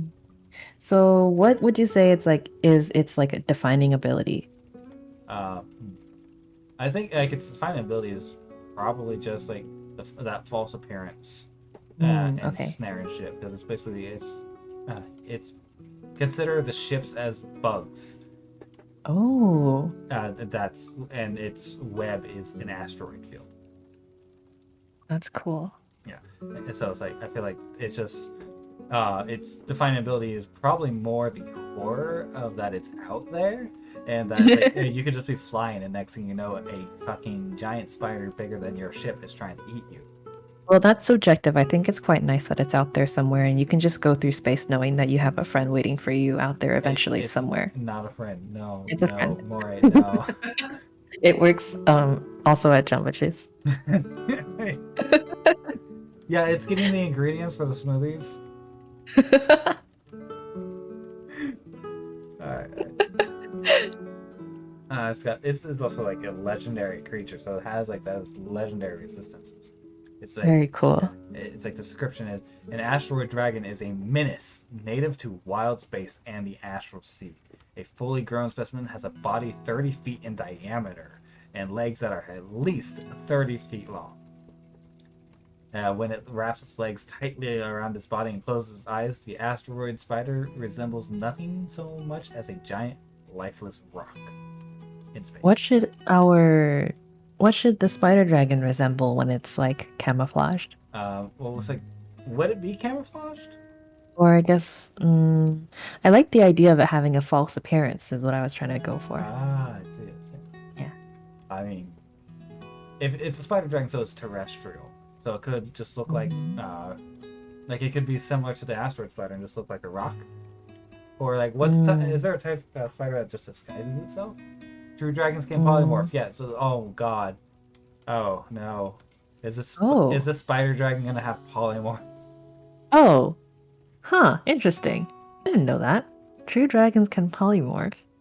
Yeah. So it's like there are times like you could be interacting with a with someone and it's a dragon in human form. Like, have you watched The Witcher? No. Oh, okay. I can't explain that way. I don't know what you mean though. Yeah, it's like, but it's like dragons typically will have like a humanoid form that they'll take to interact with humans.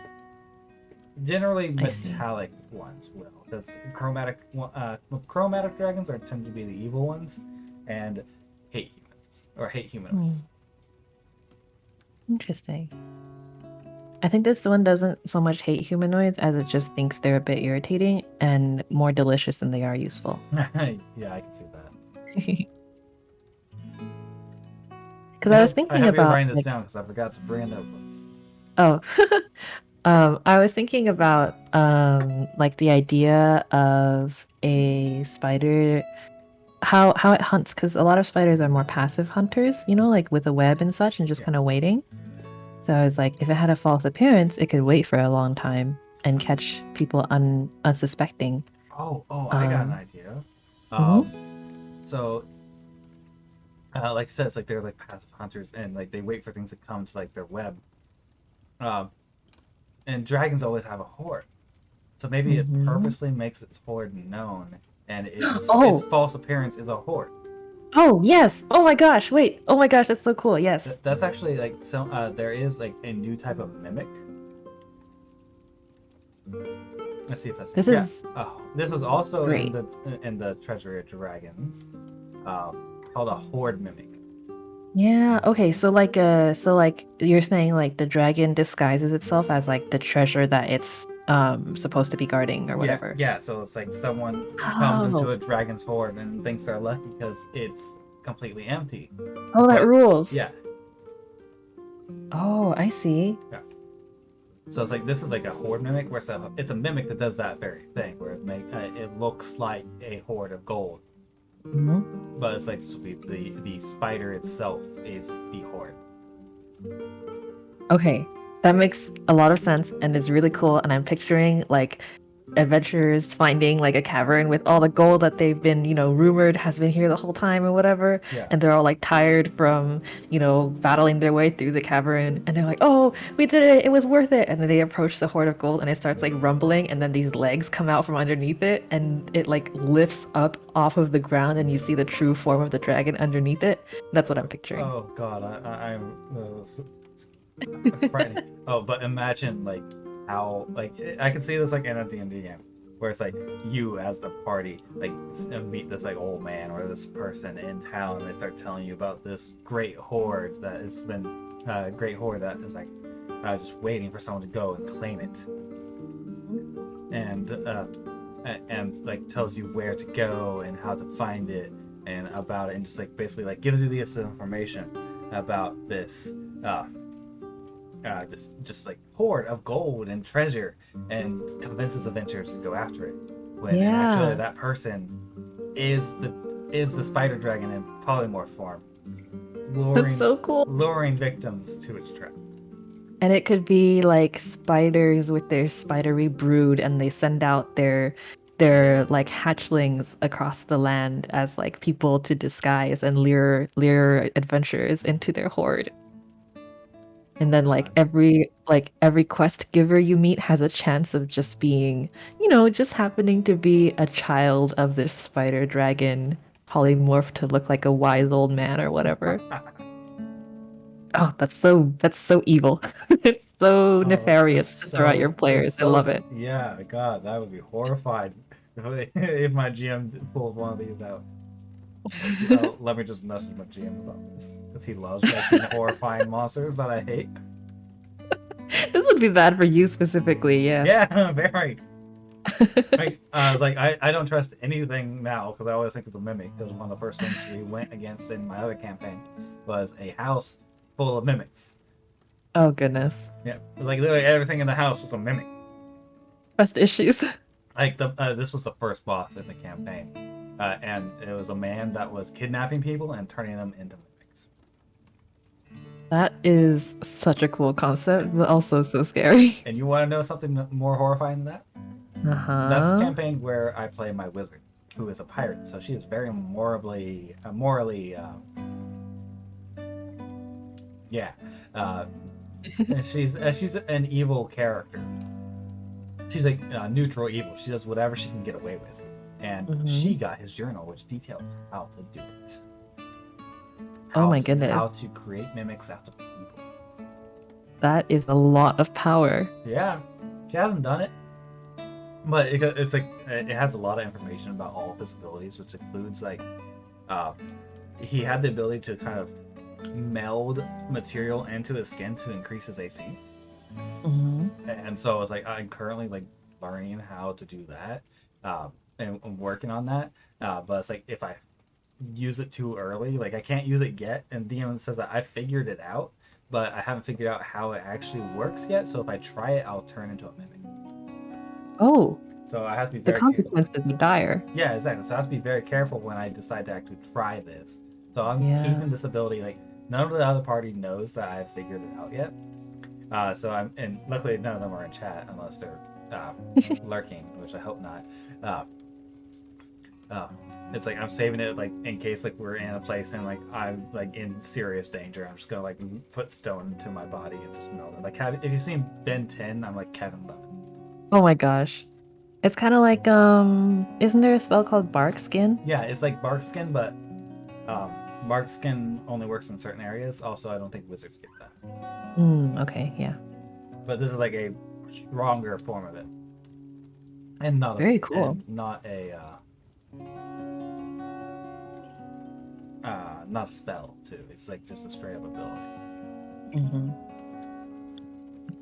So it has enough ups and downs.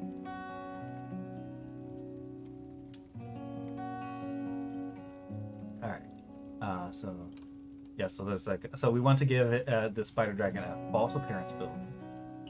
Yeah, and the horde appearance is very good. I imagine like there would probably be some uh, like hints that something was wrong. One, the fact that Oh. there's like just someone that's just so easily telling you about this horde. Two, the horde is unguarded, and there's probably like spider webs everywhere. Like this is a Yeah. It's got to be like covered in cobwebs. yeah. And So then that would have to tip people off. Well, I guess if people were like insightful or perceptive enough, they would be like, "Wait, isn't this? Wait a second. Didn't the quest giver say like adventurers from all over have been attempting to reach this horde? How come it looks like no one's been in here for hundreds of years?" yeah, exactly. So it's like Yeah. at first it looks like an abandoned horde that not even the dragon that has come back for. But then you realize someone knows about this, which means it should look like people have been here. Mm-hmm. Yeah, Yeah. exactly. So it's like At it's least like maybe I would at least expect there have to have been like a fight or something here recently. yeah. So it's like there's just like things that just make it seem off. Mm-hmm. Because And then once you get to the goal, it's too late. oh, how about this? It's in like a cavern, right? You like navigate this maze, this little labyrinth to get there. And then once you're in there, it's like this big cavern. But if someone in your party looks up, they can see like strung up like people basically empty smoothie bottles strung up hanging from the ceiling. And you only Hey. see it if you look upwards. Yeah. Oh god, that'd be horrifying. Hey, Moonsetter, welcome back. Hello. 1 second. Hello, hello.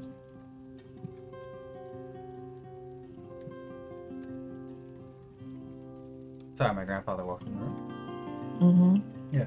How's it going, Moonsetter? Speaking of the Mimic House, Moonsetter is actually a player in that campaign, and we actually Oh met yeah? their character because they were swallowed by a mimic. Oh, cool.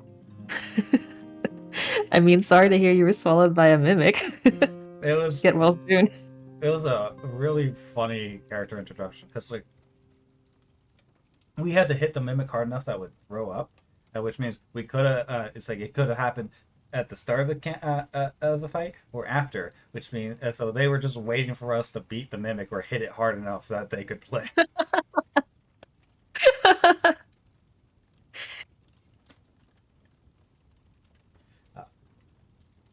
Oh, and like how I said earlier, how I was like I have like two D&D romances with my characters. The one that's working and one that's like slowly fizzling out. Uh, they're the player with the one that's slowly fizzling out, and it's like the role play with it Oh. has been so amazing, and it's like I love their character, like I physically love their character. He is amazing, uh, and it's like Aw, it's that's really nice. cool character. I'm just like if I ever get the chance to like meet my character, I'm just gonna like fucking slap her across the face because she is losing an amazing man. That's nice. I like that it's so like convincing for y'all. Yeah. Um, so Tassadar brought up a good point, which is that for the like cocoons idea as like an option for players to notice that something is wrong, they they should always be like out of the range of dark vision, which if I remember correctly is like 60 feet, right? Yeah, it's like 60 feet unless you're a dark elf, which is 120 feet. Oh yeah. So But 100 feet up seems like a good amount. yeah, just anywhere really between 60 and 100 probably makes sense. Yeah, Minister says very it's the cool. accent. Their character has a French accent and is sexy. I can understand that. Oh my god. Okay, if I could derail this conversation real fast, I need to tell you about how their character acquired an appendage. Mm. It's slightly not safe for work. As uh, where hey Moonsetter, can I talk about this on stream? Let me get or Warlock with Devil's Knight's application. Yes. I need to see if I can even talk about this first. It was like it was like a campaign's worth of like questing and go for it. Holidays for all right. Okay. Their character originally did not have a male appendage, and now they do. They found a Cool. wizard to cast True Polymorph on them to give them a dick. Oh, free bottom surgery. Yes, exactly. Well, it wasn't Nice. free, but it was cheap apparently. Magic bottom surgery. Yeah, it was magic bottom surgery, and it was like all of us are just losing our minds the entire time because like this like not so innocent bard, but he's like the best friend type character. Was just like we've had a day. I'm gonna take you. We're gonna go find a wizard and get you a dick. And so they went shopping for dicks. They get to choose like the Yes, style of it and all. yeah, it was like a whole like character creation scene with but it was just a dick. Character creation. And it's like I was just like we were all just dying laughing. It was like it's like we know like this character's wanted this for so long, uh, and and like the funny thing is like we actually like did they've decided you know what fuck it and rolled for size, and they rolled like on a D100 table and like they got what did you get? You got a 98, right? Or 99? What is that, like the 99th percentile? Yeah. Basically, like the biggest size was between you had to roll 95 or higher. That's so funny. Yeah, it was like, and I'm just like, and this is like right after like or like right as our characters. Oh, right, she rolled a D20 and rolled a nat 20, so basically rolled 100. No way. Yeah, and so we're like, okay, the DM was just like, okay.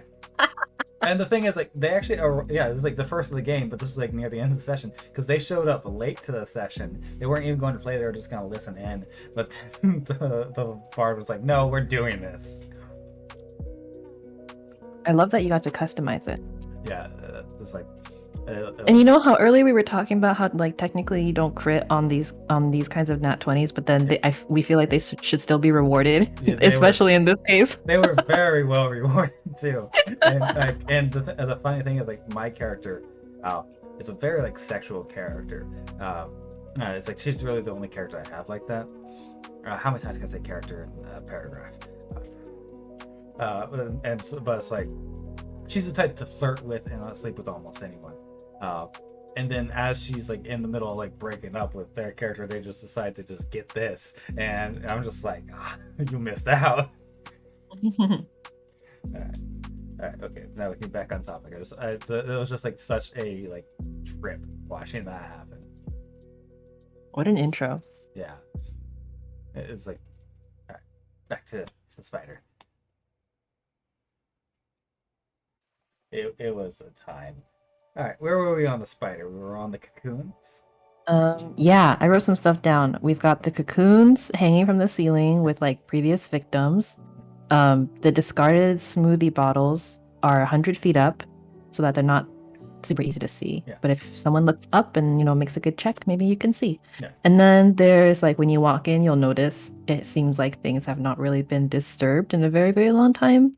Lots of cobwebs, maybe like layers of dust on some parts of the room. Just like something that seems off for what is supposed to be like a frequently adventured area.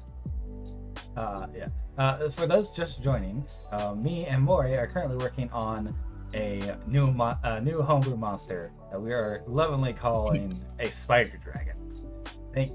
Or a dragon spider. Think like a dragon turtle, but a spider.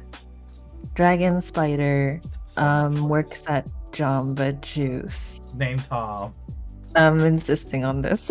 So it's like all of his meals are now considered Jamba Juice. It just brings so many smoothies. Oh, it's on a liquid diet. It's a spider, so yeah, that makes perfect sense. Just smoothies of its victims. And so it's going to be like any dragon, create a horde, but it's going to pretend to be its horde and lure adventurers into it. I really like what you said about like its web and its horde have like the same function. Yeah. It lures the adventurers in, it snags them in with the horde. So imagine these greedy adventurers. Imagine like some of the gold, it would probably act like a web and could be sticky or not sticky. Oh, sticky gold. So it probably wouldn't have a web per se, but it would just be able to create this like fake gold. Yeah. So it's being a dragon spider and all, it can spit webbed fireballs. Oh god. Webbed fireballs, you said? That's what Night Fox says. Ooh, should we add that?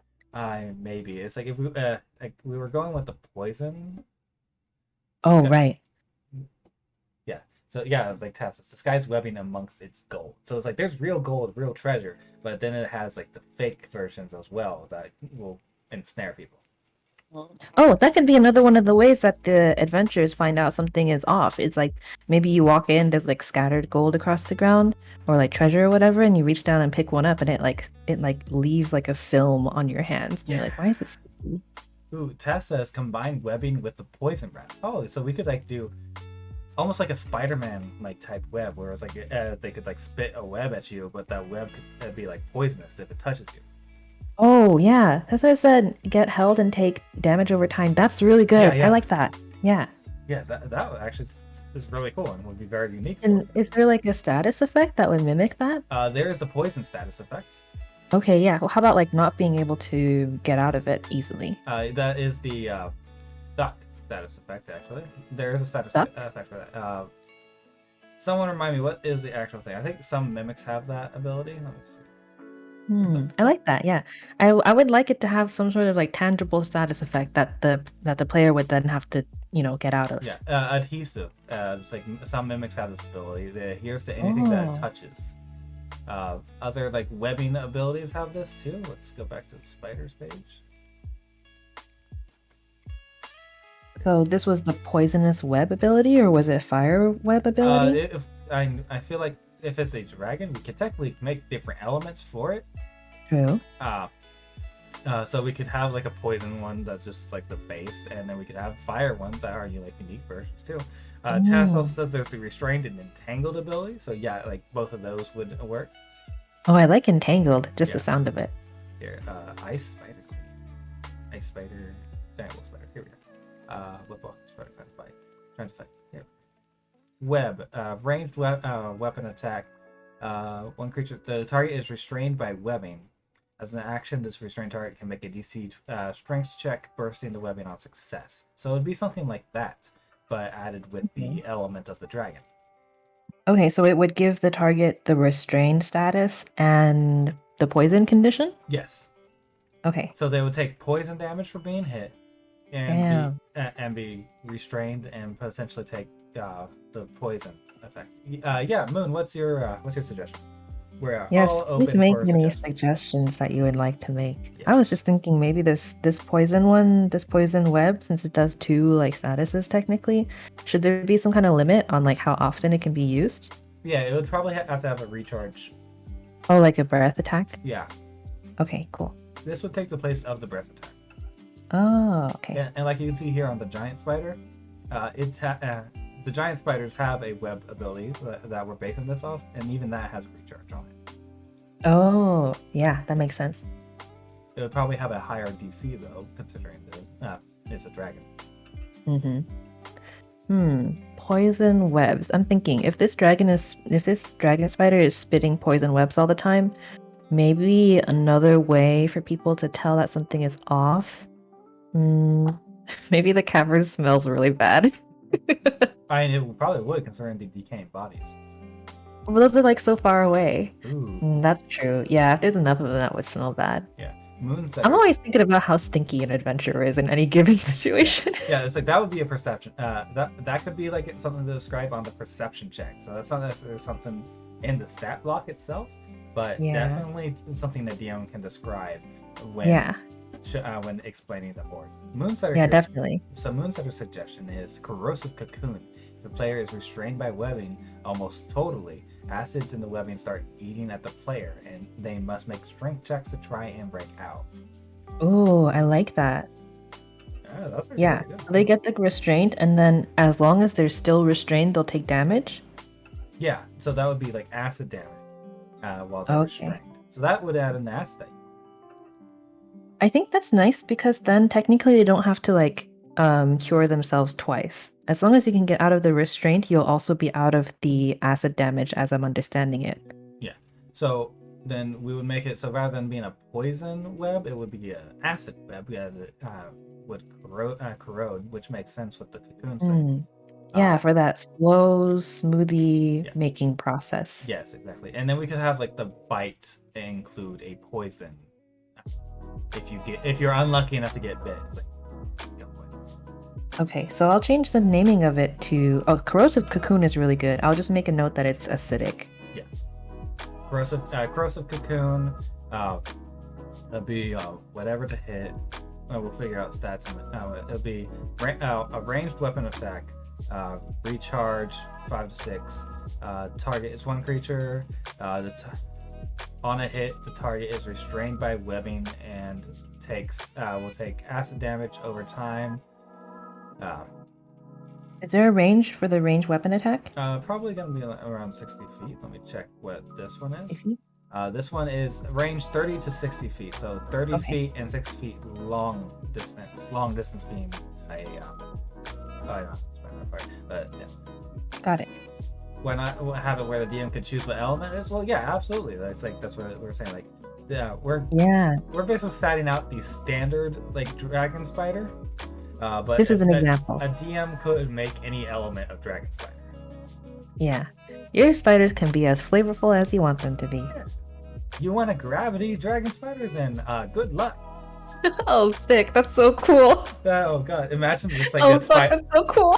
Imagine it just like floating in the air above you. Like there's no web; it just floats.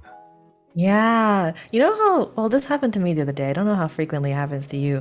I was just walking up the stairs, and this spider was building its web near me, and it it looked like it had fallen through the air because it had its it had its web like anchored somewhere, and I couldn't see it because it was so light. And it just looked like it was like flying through the air, and I thought it was falling, but no, it was actually like climbing up an existing web. So it could be like some kind of sort of illusion like that for the gravity effect. And this is a whole different creature, but I just got excited at the idea. Moonstar says, Emirates, if you use this in one shot, I will cry. And I was like, I'm crying just making this. It's like another player of ours that's worse arachnophobia than I do. I was like, don't let them watch this stream right now. I would never use this monster in a campaign with them ever. You'll just have to replace Spider with like octopus or something. Yeah, I am gonna like send this monster to. There is an artist in our Discord that draws like all the monsters and some of the enemies and NPCs, and I was like, I might need to commission him and see if he'll draw this for me. Oh, cool! Ostrich. Bring this abomination to life. Yeah. What do you think, Moon? Do you think Jez would draw this? I feel like he'd have a field day with it. I'll just show you some of this art. It's insane. Because he's really, especially like when it comes to like monsters and things, it's like he's just out of this world. It's insane what he's made. Like he's made some of the. Yeah, oh yeah, I know he would. Like I had him make a evil version of my character. I just go, hey, okay, here's my character, my wizard. Imagine her in a bad timeline. With like a mimic arm and basically turn into a lich, and he's like, bet. I can actually show you that art. It's actually really cool. I fucking love it. I love that alternate timeline form. Yeah, it was just like a what if thing that I wrote, and then eventually I was just like, I want to get this drawn. It's just like it's like the worst possible ending for her, but it's like and that's not death or anything like that. It's like the inability to die. Mm-hmm. Let's see here, where do I have it saved? A fate worse than death. Yeah.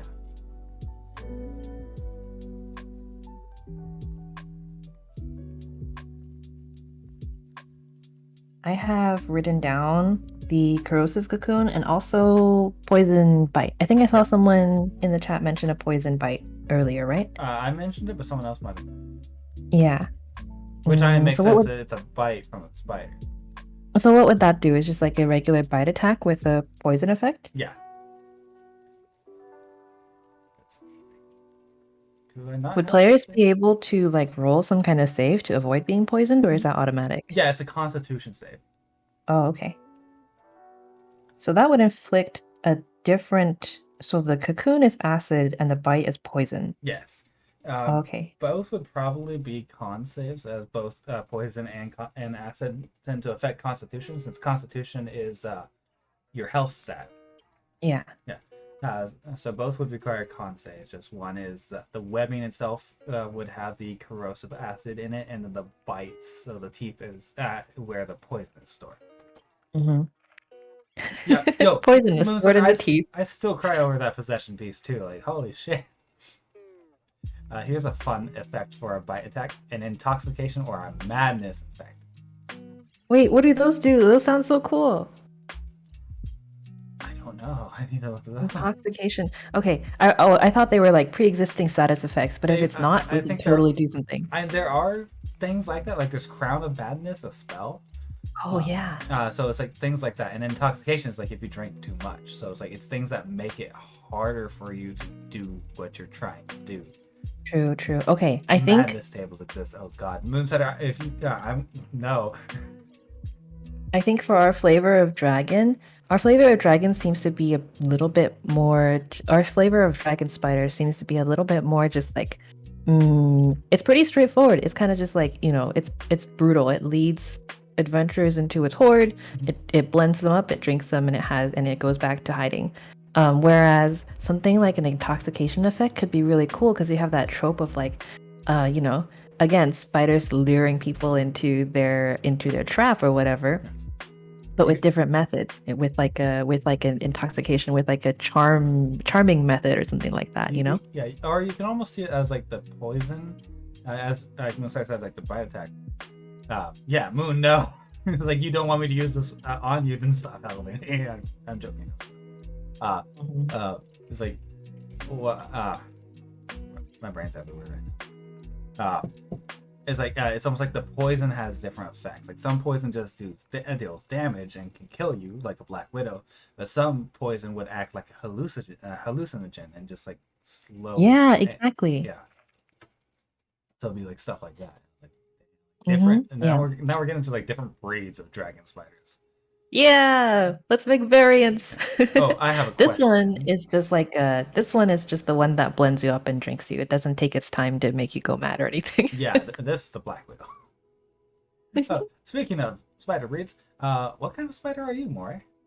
Just a cute one. Okay. Originally I chose the color scheme based on a blue tarantula, but I do like the idea of having webs. So I'm just a little guy. There's something wrong with my chat box. Oh yeah? Yeah, if you look at it, it's like it's got like numbers and stuff. Oh, the punctuation. Yeah, it's like it can't do punctuation for some reason. Yeah, that's funny. Like it said, it and hashtag 39s. Yeah, there's a name for that when it shows up like that, but I don't remember what it was. It's like trying to say it's fine. It's like, oh, it's like they can't do the apostrophe. That's weird. Yeah, maybe it's a setting of yours. Are you kind of the spider that wears raindrops for hats? Aww, a little jumping spider with a raindrop for a hat. Oh, that'd be adorable. So cute. Right. We can make cute dragon spiders too. See, they don't know how to be scary. Yeah, we can. It wears a raindrop for a hat and a little raincoat. And you're like, why are you wearing a raincoat if you already got a raindrop on your head? It's so counterintuitive, but it's just cute. This thing's a little too big for a raindrop. That's not a raindrop. That's a snow.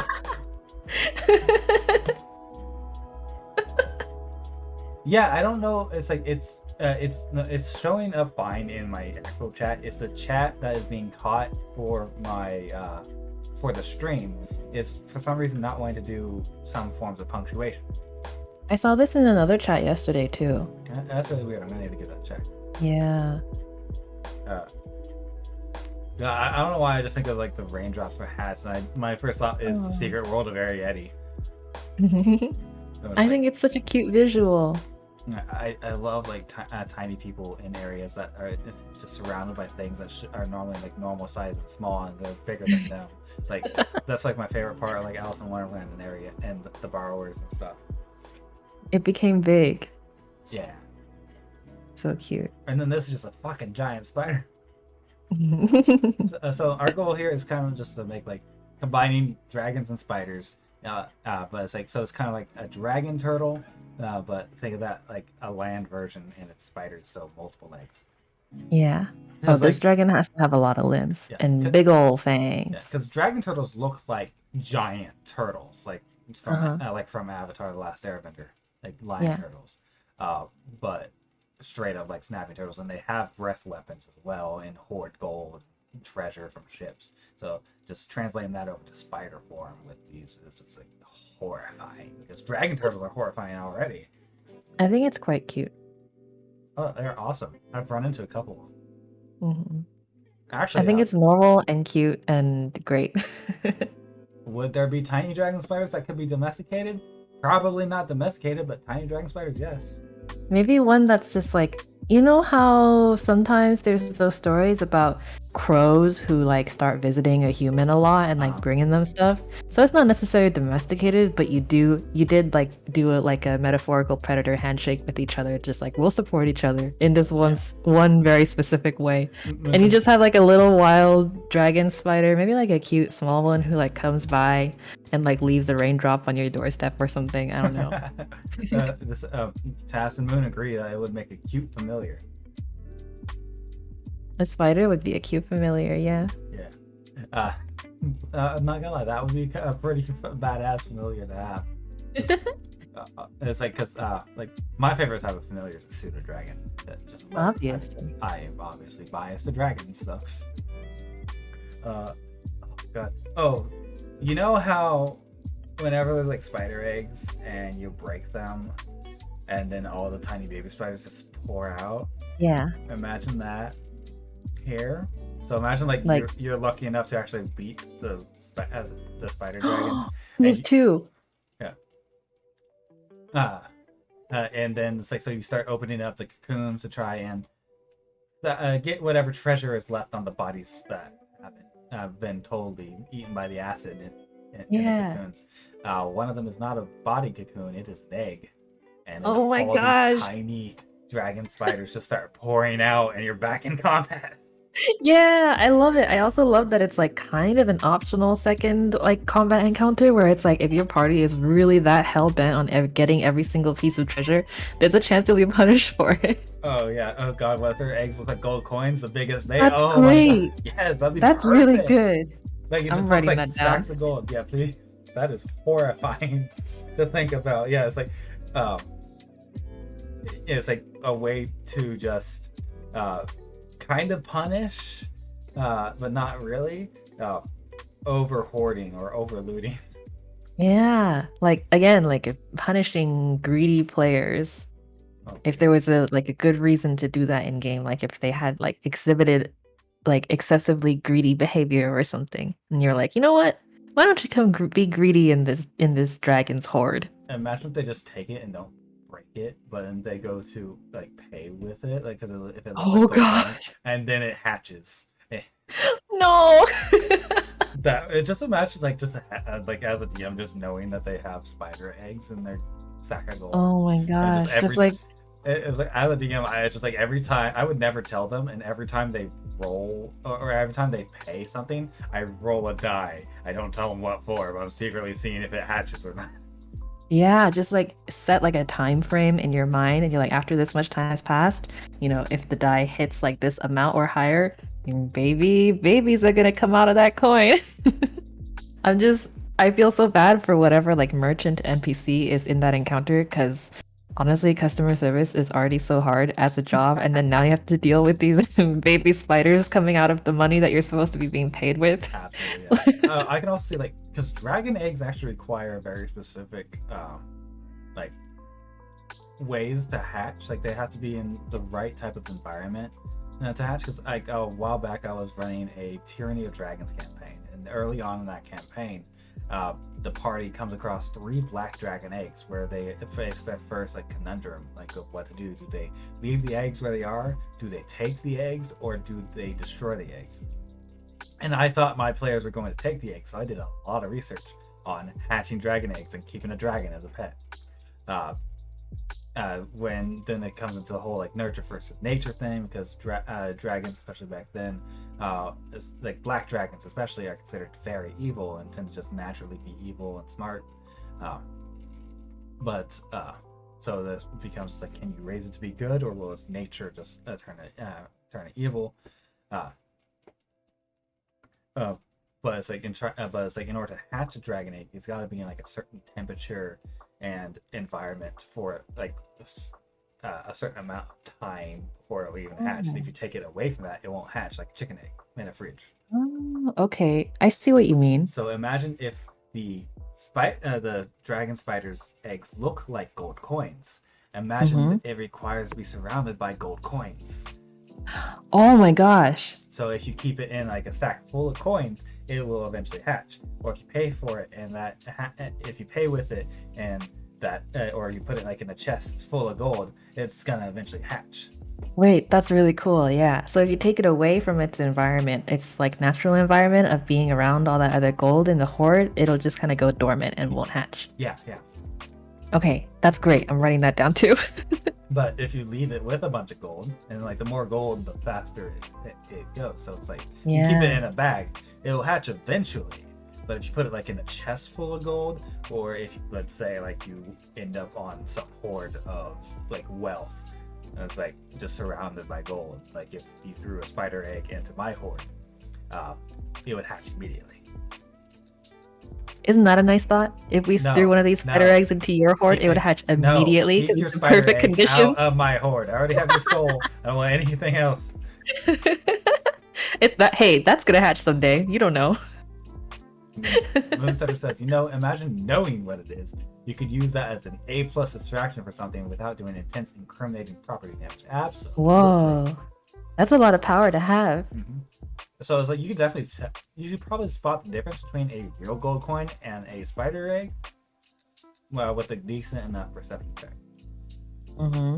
I And would like to think that the egg design, like the appearance of the egg, like mimics whatever gold coin is like, I guess, native to that region. yeah, like it's like it could be whatever like gold coin, Yeah, like a either mimic. either native to that region or just the gold coins that surround the spider dragon's horde. Yeah, It's yeah. And it's then mothered it's to it. like depending on the I guess type of currency that the place uses, like maybe that place's primary currency is not gold, maybe it's something else. And then it looks like whatever, whatever people there use. Yeah, and like it's an adaptive egg, or Adaptive egg. Whoa.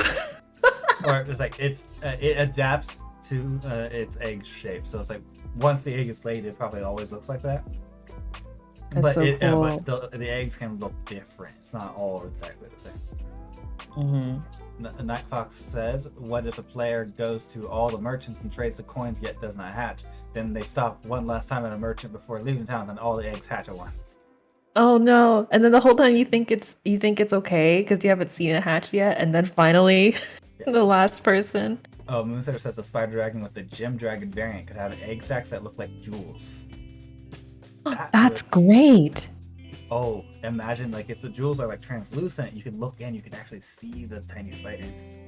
Oh my gosh. Yeah. So it's like maybe I don't know, the cave's dark and you don't see it right away and you take it out and you take all your treasure to like be like appraised or whatever. And then whoever is inspecting it in like the proper lighting, hold it up to the light. Wait a second, there's something in there and it's like alive and And it's it's moving. moving. It's not a Oh, gem so actually. It's good. got a. It's like yeah. Oh god, that's horrifying. Why are we doing it? I don't want to release this upon the world. I'm having a great time. Moon, I'm telling Caleb. I'm giving this to Caleb.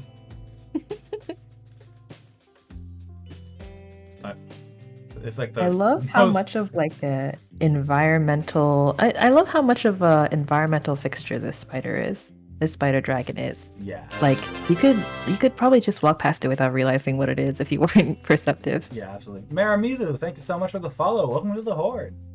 Hello. Watch out for spiders. Yeah, welcome to Spiders and Dragons. We're just D&D Just chatting and other things with Moray. Hi. We right now we are currently creating a brand new monster that I am absolutely terrified of right now. That we are lovingly calling the Dragon Spider. Lovingly, yes. Yeah, Moonsetter says that if I tell her they will weep. You will, right? You'll No. tell? I'm gonna let him know, but he'll never use this because one of our players has intense arachnophobia. Yeah. But he loves making like he's made a zombie Gundam that we had to fight. So it's like Ooh. literally like think this like if Dr. Frankenstein made the monster pilotable It's cool. and it double the size and make it so that he could jump in it and pilot it, we had to fight that. Oh, I love it. Yeah, it was insane. Don't make Omni break your heart one last time. It's breaking my heart every day.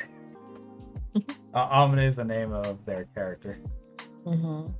I was like, oh god, this I am blinking at the DM this entire, and it almost killed me. Basically, like both me and Moon shipped our characters so much, but it was just like the organic way the roleplay was going was that they were kind of shifting apart due to the in-game events. So it's like it just kind of become what's happening. Like neither one of us and our characters kind of wanted to end, but just kind of like it needs to end because it's gonna turn toxic. I like that. Seems like it was natural to the story. Yeah. It's like, and they're still going to remain very good friends. Mm-hmm. That's nice. Yeah. All right. Okay, so I'm absolutely horrified of this thing right now. But it's like we're always this far in, so I want to just make it so bad. Yeah, so it's got 2 attacks right now, the breath attack, Yeah. the corrosive cocoon breath attack, and the poison bite. Yes. Should it have any more? It could.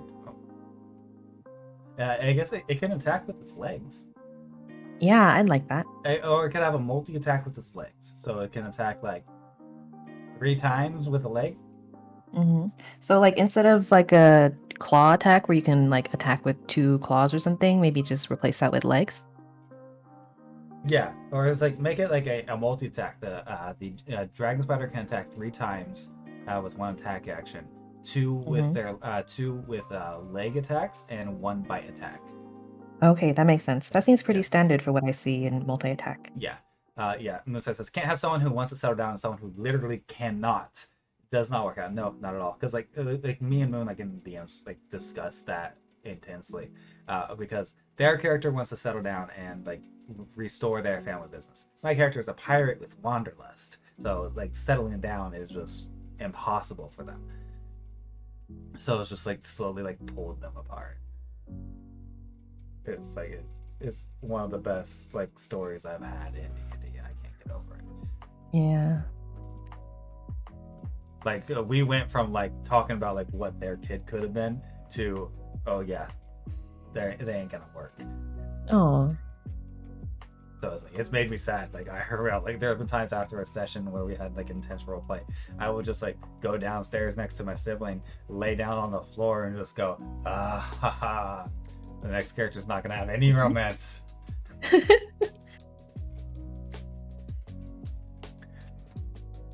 let's see here. We don't need to bring phase spiders into dragon spiders. Whoa. That's a whole separate discussion. Yeah, it's like phase spiders can magically shift from the material plane to the ethereal plane. I think that would be a little OP. We don't need to add that because that's from a different dimension. Yeah, that's a separate creature entirely. Yeah, Spider King. The asteroid spider still scares me. It's like this. This is probably going to be the same size as the asteroid. But there's always campaign 2. Yes, it's always campaign. I would like it to be big so that the horde is impressive. Oh yeah, no, it's like considering it's a dragon, so it's like it would start off as like a small creature. So like probably children are probably the size of a either a rat or a small dog. And then it can grow to be the size of a fully grown dragon. Nice. A gargantuan creature. Yeah, exactly. Which are the biggest creatures in D&D. Yeah, big. Yeah, so the bigger it is, the bigger the horde looks, which attracts more victims or more Jamba Juice. Yes. More customers. Yeah. It's got to be big. It's got to be impressive. This is the flagship Jamba Juice franchise. Flagship Jamba Juice store. This is like this is like the Jamba Juice you got to visit at least once in your life. Can I just get art of you drinking Jamba Juice, and I'm just gonna be absolutely horrified at every thought of it. You can pretend it's in my teacup. Yeah, I was about to say, is that what's in your teacup? Don't worry about it. I'm fearing for my life. I'm just gonna move you down over here. Oh, a dragon afraid of a spider. No worries. Let's do it. Oh. Moon, why would you? No. Why? Why would you ask that? Oh, I love it. Theoretically, could have a draconic lineage sorcerer with spider dragon lineage. Oh, no. I'm way into that idea. That is like if you combine Moray and Emirates. Because like I'm a draconic lineage sorcerer, and then you're a spider. Like no, that's horrifying. Yes, make it. Make it and tell us how it turns out. I want to see your build. I want to see how your character sheet looks. Please. Moon. Hey, Moore, do you still have that homebrew Weaver class? Yeah, I do. I think. How about let's finish adding the details to the spider dragon, and then we can make PCs like maybe on a future D&D stream. Yeah. It is almost midnight. Oh my god, we've been going for almost 3 hours now. Yeah. I told you We can make PCs, and also we had the idea to make ourselves as BBEGs. So definitely those things we can save for future streams. Yeah, absolutely. Moon says once the stat block is done for your spider dragon is done, I'd love to. When it comes to a draconic lineage, it would replace the breath weapon with a web attack, a corrosive web attack. Yeah, yeah, I can definitely see how this would come together. I think I can mock up something like this. Night Fox, you want to show a character that you made to both of us? We are both in my D&D server. You can send it in the art channel there, and just add us. You okay with being added, Moray? Yeah, go ahead. All right, yeah. But yeah, I think that would be the best way to make a draconic lineage draconic spider is replace the breath weapon With the cocoon. with the cocoon ability, or just an acid web ability. Let me look up sorcery. And then the bite has poison. Yeah. And the multi-attack is with legs instead of claws, but otherwise still the same. Is there anything else we should add? Then there's the leg attacks. Yeah. And then add a note for the multi-attack being 2 leg attacks and 1 bite. Yep. I think that's all it needs for like combat. Cool. Here, let me go back to giant spider. Web, bite. Other abilities would be spider climb. Oh yeah, spider climb. Yeah, spider climb because it's got to be able to climb like a spider. I'm assuming it'll have immunities to like poison. Yeah, it would definitely be immune to poison, and Okay. let's say resistant to poison and immune to acid. Oh, I see. Okay. Resistant to poison, immune to acid. Flight, that's a good point, Night Fox. It does not need flight. Hmm? It does Oh, not- you're right. Yeah. It's not a flying. Oh wait, yeah, no, it's not a Okay. flying creature. Especially like a dragon turtle. It doesn't have. Oh, I see what you mean. Yeah. Yeah, this is like Lost's like favorite creation. I just, for some reason, as soon as Night Fox mentioned flight, I was like, yeah, definitely, spiders can fly. I don't know where I got that thought. I mean, I guess it could fly in a way if you think like the spiders making the webs and being carried away by the wind, but I don't think the wind is True. strong enough. It's not like it's controlling its. Yeah, this thing hides in the ground anyway, so. Yeah, I guess we kind of replaced flight with the like mimic aspect of it. yeah, the mimic aspect and the spider climb ability replaces the flight. Kind of like dragon turtles do not have the ability to fly; they are still draconic. Now, dragons can also get some spells that it can cast naturally. What would it get over time? Ooh. It's a good question. The good question. Oh, can I ask one more thing before I forget? Yeah. Do you think it would have to have dark vision, right? Would it have blind sight? Oh yeah, absolutely. It'd have blind sight. Okay, cool. Dark vision and blind Hey, sight. Chicky. Welcome back to the stream. Yeah, see, like the asteroid spider here, we could actually use this for their senses. When the asteroid spider has blind sight of 120 feet while its spider eyes are closed, and while open, it has dark vision of 120 feet. So it can basically always see. Okay, 120 feet. It wouldn't have tremor sense, but it would probably have a form of web sense. So while anything is in contact with its horde or web.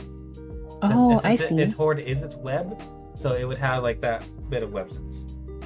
Okay, that makes sense. I like that. The channel to post it in. Here, let me pull up. That is the artist corner. If it's art that you've gotten, then you can just post that into the artist corner. Do you think the spider dragon speaks? Oh yeah, it's like any dragon at a high enough level or old enough can speak. So I could imagine, especially if we want to give it the ability to polymorph. That's a spell it would get. It would have an innate polymorph ability. Okay, that's a good point. Yeah. Oh yeah, because it has to send out its brood. Yeah, exactly. So yeah, it could definitely speak. So it would be able to speak common and draconic. Common and a draconic. Okay. Yeah. For existing spider related like NPCs in D&D, is there any kind of, do they like lean towards any kind of language? I don't think so. So I guess Driders maybe. Okay, just wondering. I imagine Driders go for undercommon. Those driders are dark elves that are mixed with spiders, if I remember correctly. Undercommon, yeah, that's the one I was thinking Yeah, of. because they're from the Underdark. Like, see, Okay. that is absolutely horrifying. Oh, I love it. I know. Yeah, so it's like, yeah, so driders are like, I believe, dark elves that worship Loth, the Spider Queen. Yeah. And so they have kind of merged with spiders, if I remember correctly. Someone tell me if I'm wrong. Wow, lucky them. It's a picture of your character stats. I believe I have a D&D channel. Check.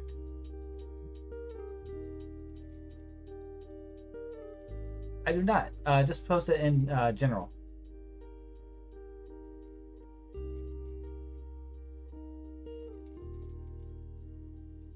Yeah, Okay, so I'm looking at the adult green dragon like default stat block. Yeah. And I see amphibious. So this one wouldn't be amphibious. Have we replaced that with something? So green dragons are amphibious? It says I'm looking at adult green dragon. It says amphibious. Oh, it can breathe air and water. I don't think spiders can can breathe water. So.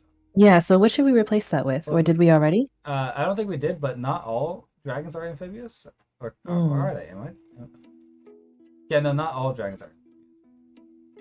Gold dragons are, and green dragons are. Mm-hmm. Moonstone dragons are not. Interesting. Silver dragons are not.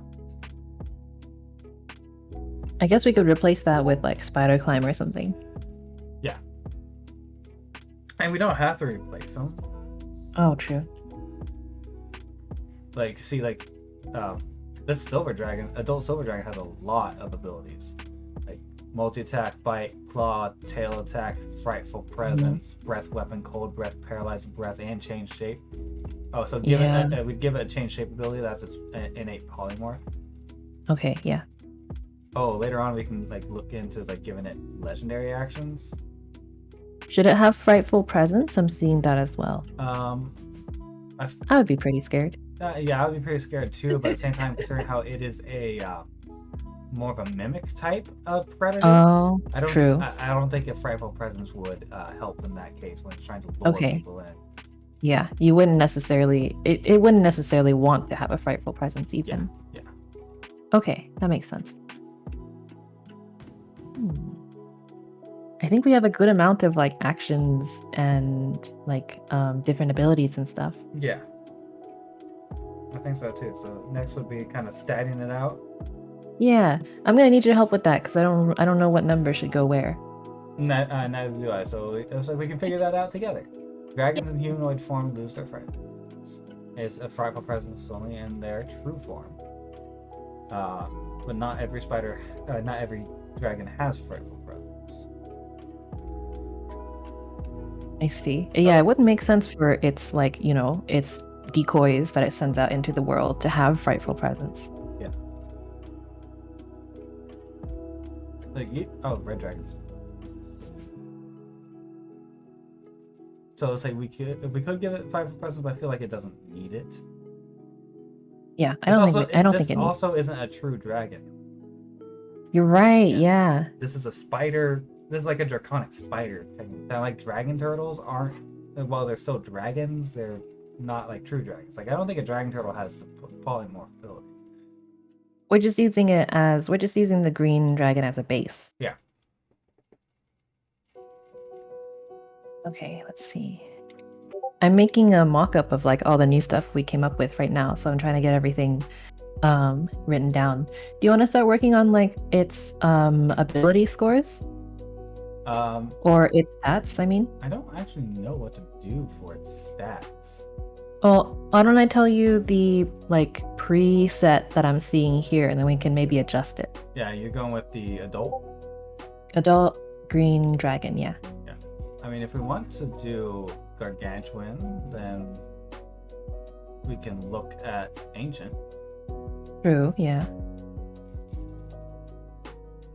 Which is 27 strength, 12 dex, 25 con, 20 intelligence, 70 wisdom. Damn. I feel like it would have very low cooling. Or 27 strength, 12 dex. Can you read that one more time? It's 27 strength, 12 dexterity, 25 constitution, 20 intelligence, 17 wisdom, and 19 charisma. I mean, 19 charisma. Yeah. Maybe it's charismatic when it's a pile of gold. Yeah, it's like also like especially if it's like would like shapeshifts into a human and go and tell people, it would definitely need to be charismatic in order to deceive people into thinking there's this. True, yeah. Oh, it kind of has like it kind of extends its charisma through the fake quest givers that it sends out into the world. So it would have a high charisma stat, a high stealth stat, so it would need good dex. I like that. Yeah. Maybe we should replace one of the other higher scores to give it a higher dex. Maybe, yeah. Got a really high intelligence, strength, and constitution. Oh, it definitely would need legendary resistance. Oh, yeah? Yeah. If the dragon fails a saving throw, it can choose to succeed instead. 3 times a day? Yeah. Okay, yeah, got that. Basically, I think almost any ancient dragon. Yeah. Okay. So it was like we're making this based off of ancient dragons too. Mm-hmm. It's about to be midnight for me, and we've been going for 3 hours. So do you want to kind of put a pin in it here? Sure, sounds good. Got a lot of info, a lot of good stuff. Oh yeah, this has been a lot of fun. Not gonna lie. I'm glad you think so. It was fun. Yeah. Definitely. We definitely need to do this again soon. Yeah, we have so many other things to build out and work on. Like, and it's like we made like a small list of things to go over, and we definitely didn't even go over all of that list. Like, I only talked like we were gonna talk about like our different characters, but both of us only talked about like one character each.